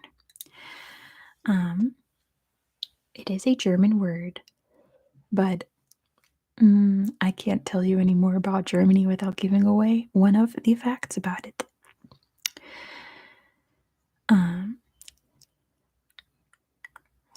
It's also not in Austria or Switzerland or Liechtenstein. It is a German railroad. I said, oh, thanks, Evie. That's my BTS shirt. Like the Autobahn, but for trains. Okay. Along the lines of trains, because you've all got road, trains. Good job. Des got it. It's the weird border thing with Belgium. Good job, Des. It is a railway that was not built actually by the Germans. Which country that no longer exists actually built this railroad? A country that does not exist anymore built this railroad. Not Czechoslovakia. It is Prussia. I'll give that to Valentin. It is a Prussian state railway. Now, what? Let me see. Des said it is a weird border thing. A weird border thing in Belgium with who? I need it more specific. The Prussians built this railroad. It wound up, there we go, with Germany. Yes, okay. I'm just going to give it to Des. Des got it in two, I think. The Prussians built this railroad. Something happened, this is another of the facts, that made this area part of Belgium. What was it that made this land, via Sinutria, that made this land part of Belgium? Something happened. It was World War I. It was at the end of World War I. It was, you could say, at the very end of World War I that made this part of Belgium. The very, very end of World War I. Des got it. It's the Treaty of Versailles. So when the Treaty of Versailles was drawn up, this area that used to be part of Germany became the border with Belgium. And the thing is that this isn't a straight line. It's kind of a wavy, wiggly kind of line. So here's the border, here's the train, like this. So there are little loops in the border that are officially German territory. I was going to write a fact that Hitler was very, very adamant about uniting and making it all Germany, but he was adamant about that for a lot of things, so I didn't put it. What is this road today? It is no longer a railroad. What is it today? What do they use it for today? That you can go in and out between Belgium and Germany. And DR got it. It is a bike trail. Good job, DR. It is now a cycle road. So those are the facts about the Venbon. Moving on to level 7. Hey, JJ. So the game is we've got 2 levels left, and they're very hard. I'm going to name a place that has some weird geography anomalies about it. You have to list some facts about it. I have 5 facts written down, and we see who matches up. So this is level 7 of the iceberg I was using. The first place is Nakhchivan. Nakhchivan. Tell me some facts about Nakhchivan. Nakhchivan. Nakhchivan. It is in Azerbaijan. Good job, Des. DR's never heard of it. If you've seen Even like my most recent video about Azerbaijan, I talked about Nakhchivan. It is an exclave. Good job, Valentine. I have exclave written on here. It does not border Azerbaijan. What area does it border? I did not write about the pipeline. Sort of kind of Armenia. Des mentioned Armenia too, but what part separates Nakhchivan from the rest of Azerbaijan? There's one city in it. Well, there's the city of Nakhchivan, but there's lots of villages and things too. DR's got it. It's Nagorno-Karabakh. Good job, DR. Nagorno-Karabakh separates Nakhchivan from Azerbaijan. What was special about Nakhchivan when it was part of the USSR? It's the exact same thing with South Ossetia. It is hard, JJ. You joined in at the hard part of this quiz. It was very easy at the beginning. It actually was not an oblast, but it did have something that oblasts had. I don't think it was an oblast. It wasn't quite a republic. It was autonomous is the word I'm looking for. Good job, Des. It was an autonomous SSR. And what river separates Nakhchivan from Iran? What river separates Nakhchivan from Iran? That rhymes really nicely, doesn't it? Not the Euphrates, not the Elbers. Elbers. In English, we say Albors, so I got thrown off. Not Damavand, that's a mountain. It's not the Tigris or Murat. It starts with the letter A. The river that separates Nakhchivan from Iran. It starts with the letter A. Grab another drink. I told you this was going to get harder. I told you this is an ultimate challenge. I tried to warn you.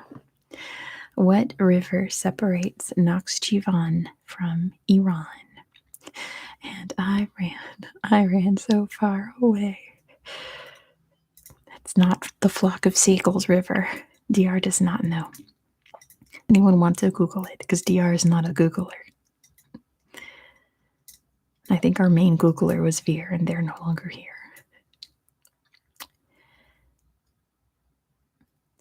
I'll give you like 30 more seconds. What river separates Nakhchivan from Iran?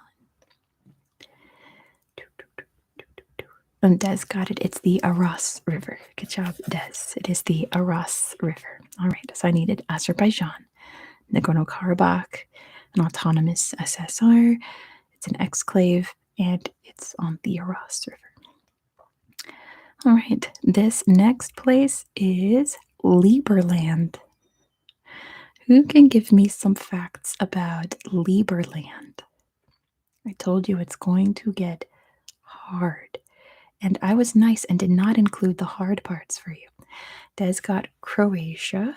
Good, JJ, I'm glad. Not Germany. It borders Croatia and another country, but I listed that in the same category, so I'll tell you now.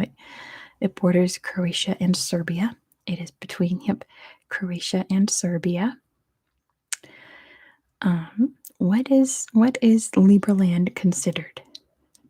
Kind of like Sealand. It's exactly like Sealand. What is it considered unofficially to be? A microstate. Good job, Des. It is a micronation. Unrecognized nation, micronation, exactly. On which river is Liberland located? On which river is Liberland located? Eastern Nevada? I have not. Dr. Pickle got it. It is the Danube. Yes, it is an island in the Danube that neither Croatia or Serbia claimed during the split up of Yugoslavia. So one crazy guy, and one of the clues is the name of this guy. because he's very integral to Liberland, decided to found a country here, and I think he's currently like in jail. So if you can tell me it's not Tito, my goodness, can you imagine?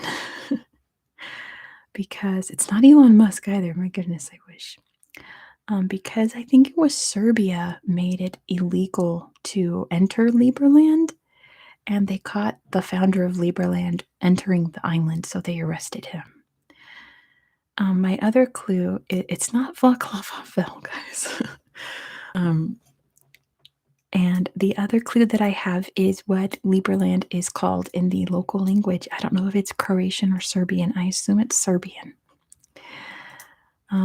So for these, you'll probably have to Google if you do not know, because I told you this quiz was getting hard. I need what Liberland is called in the local language, and I need at least the last name of the guy that founded Liberland and wound up in like a ton of legal trouble. I don't know either, DR. And we can always skip this one if you guys think it's too hard. I don't mind. I'm trying to cap this off by 6:30 my time, which is in 15 minutes. Good job, Dr. Pickle. It is Jedlichka is his name. So Dr. Pickle gets that. His last name is Jedlichka. I think he's currently in prison. I think that I was reading. All right, what is this place called in the local language? They do not call it Liberland. In English, it's called Liberland. I was on Liberland's website getting information about it. And they talk about this Jedlichka guy all over, probably because he wrote the website. But what is it called in the local language?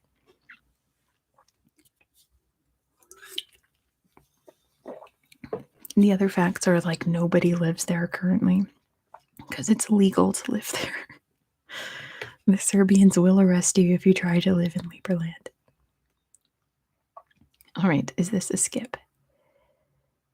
Yeah, true, Joshua. Okay. We'll skip it for now unless someone wants to pop in with the local name of Liberland. We'll just skip it. All right, the next place I have. Wow, Veer. Okay, Veer is here. Hey, Veer.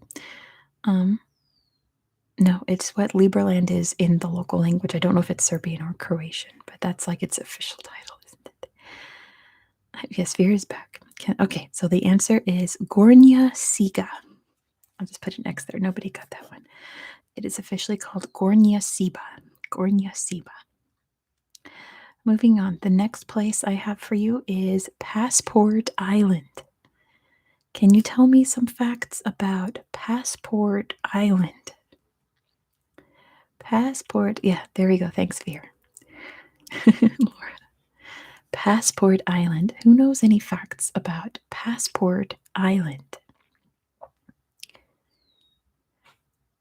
I thought when I was writing this down, I'm like, I'm not sure where that is. And then I realized that in my Countries of the World series, I showed it on Google Earth. I was like, oh, it is an island, Des. Yes. What kind of island is it? JJ's never heard of it. It is in Bahrain. I'll give that to Veer. It is, and Saudi. Yes, it is between Bahrain and Saudi Arabia. It is an artificial island. Des got it first. It is a man made island. What connects this island to Bahrain and Saudi Arabia? Keeping in mind that it's called Passport Island. What connects this island to? I mean, it is on a bridge. But what's special about that's on this? Laura got the McDonald's clue. Good job, Laura. There are actually two McDonald's on Passport Island, one on the Bahrain side and one on the Saudi Arabian side. Okay. There we go. Des got the King Fahd Causeway. Good job, Des. I was just looking for like highway or something, but King Fahd Causeway I will also accept. What people live on Passport Island? What people live on Passport Island? There are people who live there. They need to, yeah.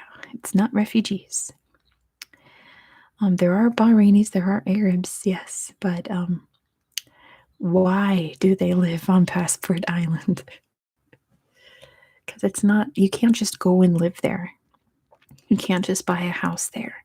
Why do these people live on Passport Island? They don't work at well, they might work at the McDonald's. Border station workers, I'll give that to Veer. They are employees of the border station. They're the ones checking your passport. So they live on the island. So the facts I needed about Passport Island is that it is an artificial island. It's connected to the mainlands by the King Fahd Causeway. It's belongs part of it to Bahrain, part to Saudi Arabia. The people who live there are the staff, and there are 2 McDonald's on this tiny little man-made island. 2 McDonald's, one on each side of the border. I'm obsessed. The next place I have for you is the Zone of Death. Can you tell me any facts about the Zone of Death? The Zone of Death. It is not in France. I'm loving it. They love it on Passport Island, I guess. Everyone has access to McDonald's on Passport Island. Oh, DR might know. DR might know. Yellowstone Park. Okay, slow down, DR. It is in Yellowstone. It is in Idaho. DR's got it. There is no McDonald's there. There's definitely no McDonald's there. Wyoming controls it. Very good. Now, why, DR, why is it called the Zone of Death? It is not the hottest place on Earth. It is in Yellowstone Park in the state of Idaho. Wyoming controls the entirety of Yellowstone Park. Those are 3 of the facts. DR's got it. It is a legal zone where you can murder someone due to a technicality. I just wrote loophole. So, the other fact about why you cannot be tried for crimes there is the last hint. So, this area is part of Idaho. It's administered by a national park belonging to Wyoming. But all of the national park is controlled by the Supreme Court. So if you commit a crime there, you cannot be tried by the Idaho state. You cannot be tried by Wyoming state. So people are like, it's a free pass. You can commit crimes there. There's no federal court there. It's part of a national park. So if you went to trial for a crime committed there, why would they not be able to give you a trial? So even if you are caught committing a crime and you pled not guilty, DR's got it. There is no jurors there. DR swept the category. Nobody lives there, so they cannot get a jury of 12 people to commit you the crime because it is not a populated area. So that is the zone of death. You can murder there and get away with it. Very, very interesting, isn't it? All right. Next is Market Island. You can't, right, exactly, dear. You can't actually do it, but it's like, well, technically, you can't get a jury. It's a crime in a different state from the state that owns it. It is part of Finland and Sweden. That goes to Des. Market Island is where the borders of Finland and Sweden meet in the middle of this island. Des says it's a border around a building. What kind of building is it? Sorry, Veer, it's Market Island. Josh was going on holiday with my boss. Just me and the boss headed out at the zone of death. It is not a church. It is a lighthouse. Good job to Veer. It is a lighthouse. In what body of water is Market Island located? Oh, Valentine. In what body of water is Market Island located? It's not called Market. I didn't finish. I guess I was reading about it. In Sweden, it's called Mark Island. So in English, it's Market Island. Kind of broader The Baltic. There we go. Des got it. I was going for the Baltic Sea. Gulf of Bothnia is a little too specific for what I was going for. It's Market, but with an umlaut over the A. That's right, TR. You're more likely to get killed by a grizzly bear in the zone of death than a person. In what year was this border established? Because when they established the border, it wasn't between Sweden, yes, Veer, Sweden and Finland. It was between Sweden and Russia. Because at this time, Finland was part of Russia. So, what year was this border established? It was definitely not in the 1900s. Way before that. And then my last clue, while you think about that, is what are the nearest inhabited islands to Market Island? What are the nearest inhabited islands? It is the Åland Islands. Good job, Des. Let me double check this year, because I'm pretty sure that's why I wrote down that year.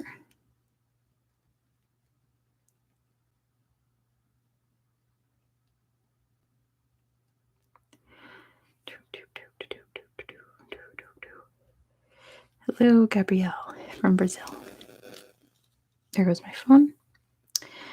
It was a treaty signed in this year that delineated the border between Sweden and Russia. What year was it?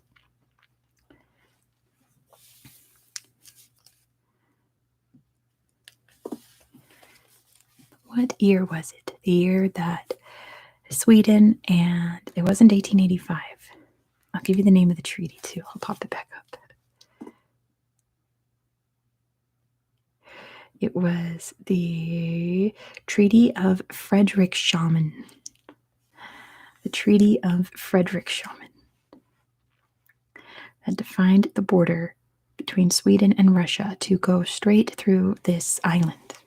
An island that nobody lived on.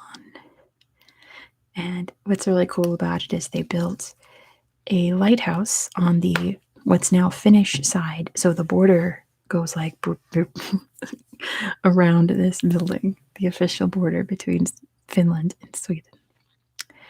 1809. Good job, Veer. It is 1809. All right. I might just skip the last category because we are running out of time. But we'll just go through it anyway. We've got 7 places left. The last place in this level is Ernest Tallman Island. Ernest Tallman Island. Ernst, maybe? What is next week's topic? I do not know yet, Valentine. I usually decide by like Friday or Saturday what I'm going to do, and then I spend Sunday, Monday, Tuesday making it. This has taken me that long. Can anyone tell me about Ernst Tallman Island? Does anyone know where that is or interesting facts about it?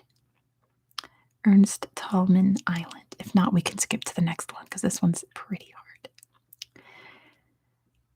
The chat's very quiet. It is not Norwegian. Ernst Tallman. We might just skip this one. I think I've stumped the chat. It's not Swedish. It is German.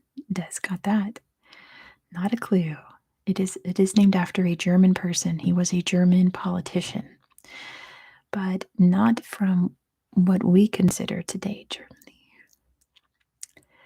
It wasn't called Germany when this island was proclaimed Ernst Tallman Island.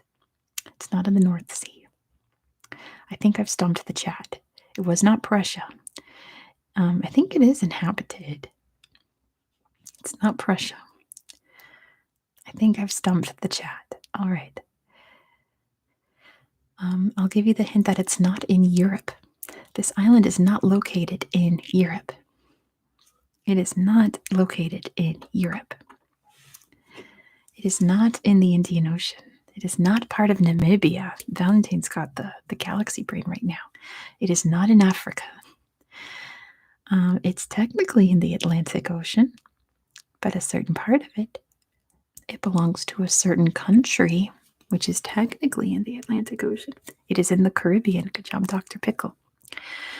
Now, your big clue as to who owns this island actually is that it is named after a German politician, but, oh, Joshua's got it. Cuba. Good job, Joshua. This island belongs to Cuba. Now, what part of Germany would have claimed this island if Cuba was happy to do so? Use your history brains. It's not the Nazis. East Germany. Good job, Des. It was an island that belonged to East Germany that was in Cuba. Who declared that this island would belong to East Germany? Who was the person that said, yes, this island belongs to East Germany? It was Fidel Castro. Good job, Fear. The answer is Fidel Castro. And what happened when many, many years later, some Germans tried to move there? What did Cuba say when some Germans said, we want to live on this German island? This was after East Germany collapsed and Germany was united as one country. Some Germans said, they said no, but they obviously said no, but what was their excuse for saying no? They said, well, actually, I think Fidel was still alive when this happened. I think he was the one that officially said this statement. He officially said this island belongs to East Germany. And then when some Germans actually tried to move there, long after East Germany collapsed, he said, actually, yeah, he died in 2016, because I think this was in like the late 1990s. This happened, like early 2000s, maybe. It's so no island. Close. Fidel gave this island as your country doesn't exist. I don't know how else to say it without giving it away. Let me think. This is going to be the last one. Maybe we'll save the last round for tomorrow at the end of tomorrow's trivia. He said, like, obviously you can't be here because in my first statement, blank. Because in his original statement, there is no trivia. Did I say tomorrow? I meant next week. Sorry, DR. No socialism, no island. Not quite. Sorry, I did not mean tomorrow. I meant next week. Next week. Next week. There's no trivia tomorrow. Next week. I mean, but you never know. I could do a surprise live next week or tomorrow. I cannot talk anymore. I'm totally done. I'm sorry, Joshua. Maybe I'll do a surprise live tomorrow, but we'll see. Also, my last clue is what Gulf of Cuba this island is in. You probably have to Google that. What Gulf the island is in.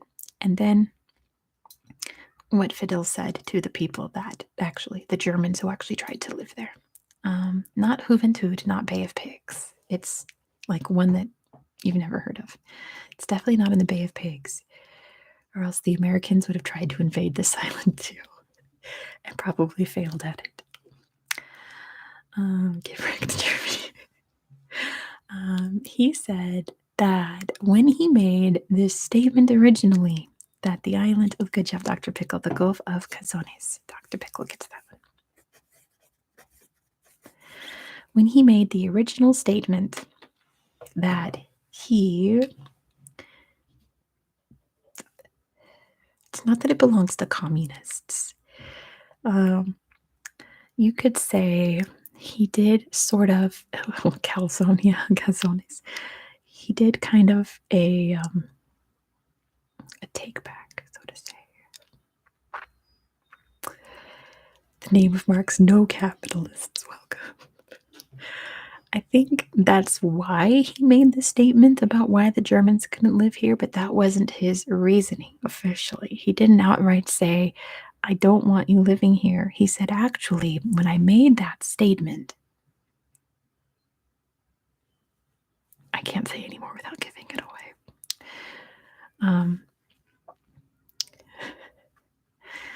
could say that, at least in America, he'd cross his fingers and put it behind his back. Veer got it. It was a symbol. It was symbolic. He didn't actually mean it. You have it in spirit. Good job, Veer gets that one. Okay. It wasn't that he was drunk. He meant it as a symbolic gesture to East Germany. He said he didn't literally mean that Germans could come live there. It was just symbolic. So when actual Germans tried to come live there, he had to say, well, actually, because East Germany was gone by then. So he just didn't want them there. So that was his reasoning. All right. So now is the fun time for me to try to tally up who got the most right clues here. So why don't I do it on this page? You might have to give me like 5 minutes or so to try to calculate.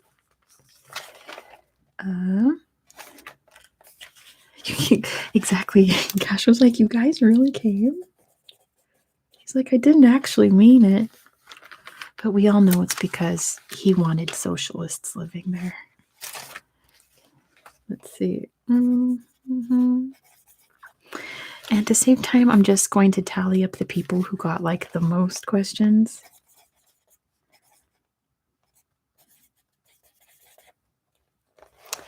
Let's see. So let's see. Let me add this up and we'll see who won. I think it's kind of close. I think it's between like 3 different people. Let's see.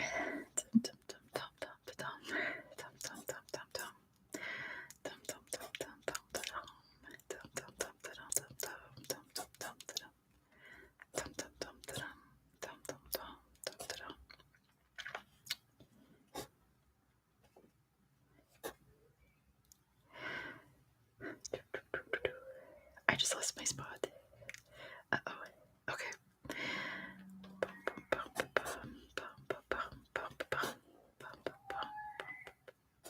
What is that outside? Did you guys hear that? Sounds like a child screaming. Like a little child screaming.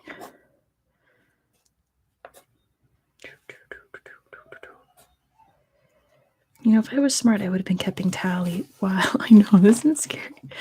I would have been keeping tally while I was doing it, right? But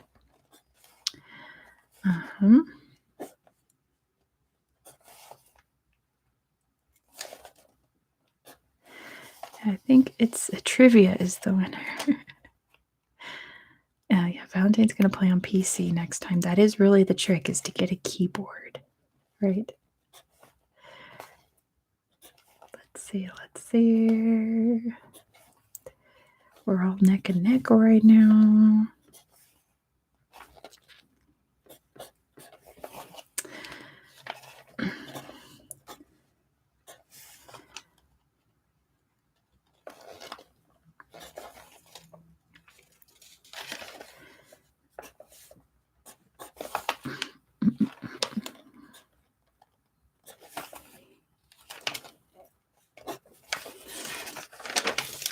Thanks, Vera.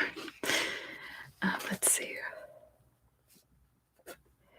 I guess if you guys want to stick around, we can play the last round for funsies, or we can just save it for next week. Let me know what you guys think.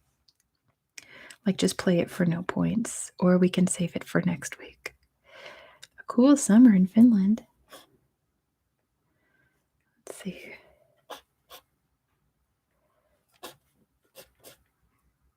Play the round, says Joshua.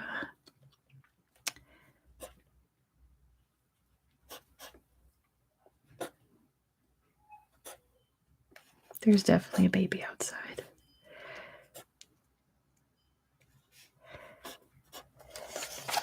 Whatever I want. I can hear my sister making dinner, so I kind of want to go eat dinner. We're having chicken and macaroni tonight.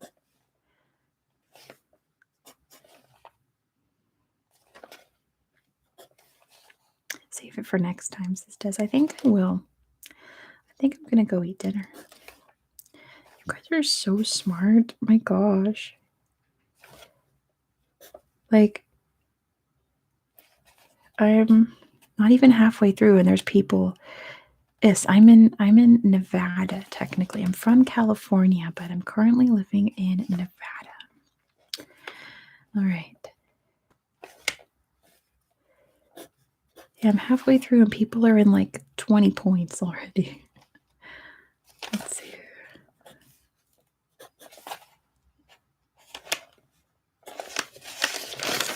Yeah, I'm in Reno, Nevada. Do I like it? No. Do I tolerate it? Yes. I'm too used to California. The air smells bad here, and I don't know if that's just a California thing, if it's just the air smells better in California, and maybe the rest of the world just smells like this, and it's just California just smells amazing. I was out walking the other day, and I was like, I just miss smelling the ocean. Lake Tahoe is gorgeous. I live nowhere near where any of the nuclear testing happened.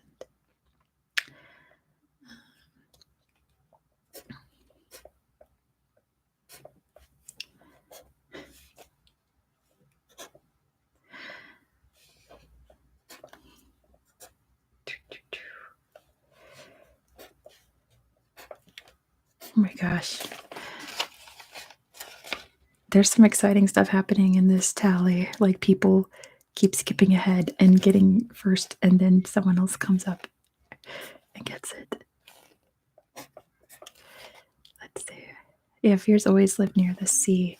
I always like it smells kind of nasty, but I was thinking the other day, like, man, I miss the smell of the nasty ocean. I miss the smell of all the poop and stuff. My goodness, you guys are so smart. I didn't think the numbers were going to get this high.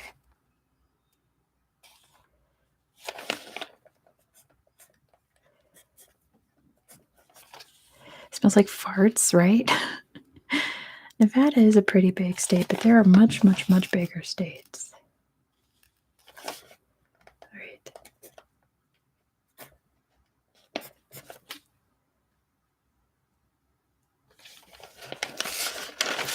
Des is in the Netherlands, if I remember correctly. Yeah.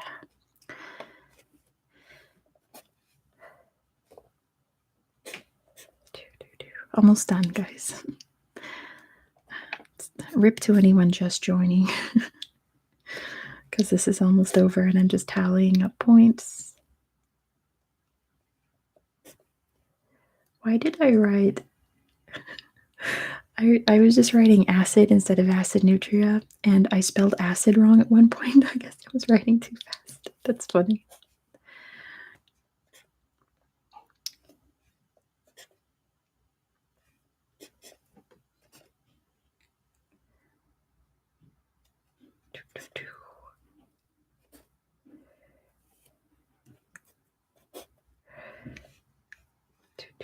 Almost done, guys. Flat as a pancake. 7th largest state by area. Let's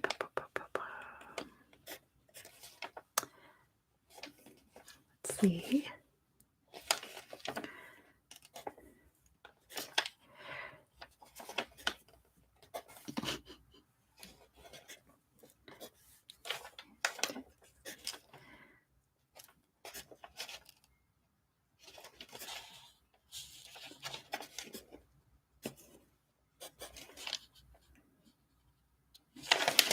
DR, you knowing about the zone of death saved you.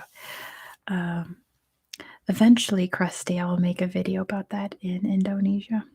You're welcome, Janice. Oh yeah, go get some sleep. It's late in Budapest.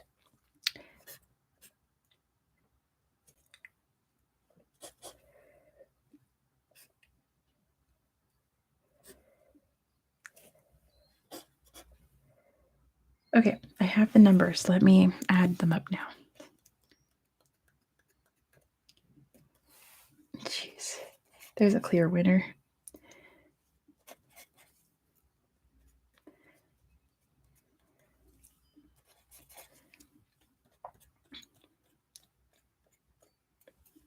Ooh. Okay, so in third place. In third place, we have Acid Nutria with 40 correct facts. Correct. Congrats to Acid Nutria. Third place with 40 correct facts. Second place goes to Des with 48 correct facts. Good job, Des. 48 facts correct. And the winner with 57 correct facts is DR. So congrats to DR. You are today's trivia champ. Everyone gives some love in the chat for DR. Today's trivia champ. I know, like, what a surprise, right? But yes, congrats to DR. 57 correct facts. Good job to DR. All right, so that is it for me. I told my sister I'd be done 20 minutes ago, so I am going to head out. We probably won't play something this intense next week. It'll probably just be regular trivia. But yeah, you guys, Veer, you got 16 correct. Good job, Veer. You were, oh, snap. Okay, fourth place was Valentine with 17, and fifth place was Veer with 16. Veer, if you hadn't disappeared, you probably would have got fourth place. So Valentine got fourth place. Dr. Pickle, I did. I have you down. I don't know if I started counting and then stopped, but I have you down for 3. I think maybe you got like 5 or 6. I'm sorry, Dr. Pickle. But yeah. Dinner is baked chicken with macaroni and cheese. So, yes. That is it for tonight. Thank you so much, guys. If you are new here and have not subscribed to my channel, please consider doing so, as I have lots of videos about places like the ones you heard about tonight. Yeah, this is Valentine's second time in trivia. So, very, very smart person over there. A super smarty over there in France. So, yes, I'm going to go enjoy dinner. Please subscribe if you have not done so, and ring that little bell down there because I do surprise lives. It seems like you guys want me to go live again. So, I will definitely. Oh, there's going to be vegetables, Joshua. Don't worry. My fridge is full of vegetables right now. I will add some broccoli or something, or some corn. But anyway, yes, I will see you all for sure next week, same time, same place. And yes, if you haven't liked this video, please do so. It'll help spread the video and help bring more eyes to my channel. I'd really, really appreciate it. So again, thank you so much, guys. You're all the best. You're all so much smarter than I thought you were going to be. I only stumped you on a couple of them. I thought I was going to get you guys on a lot more, but you're all way too smart. I should have known. All right. Enjoy the rest of the videos this week. Tomorrow we're going to Jordan, and it's a really cool place in Jordan. You don't want to miss it, so be sure to watch that video when it drops tomorrow. All right. Thank you, guys. Bye, everybody. Thank you again. Have a great rest of your night or day. Bye-bye, everybody. Thank you so much.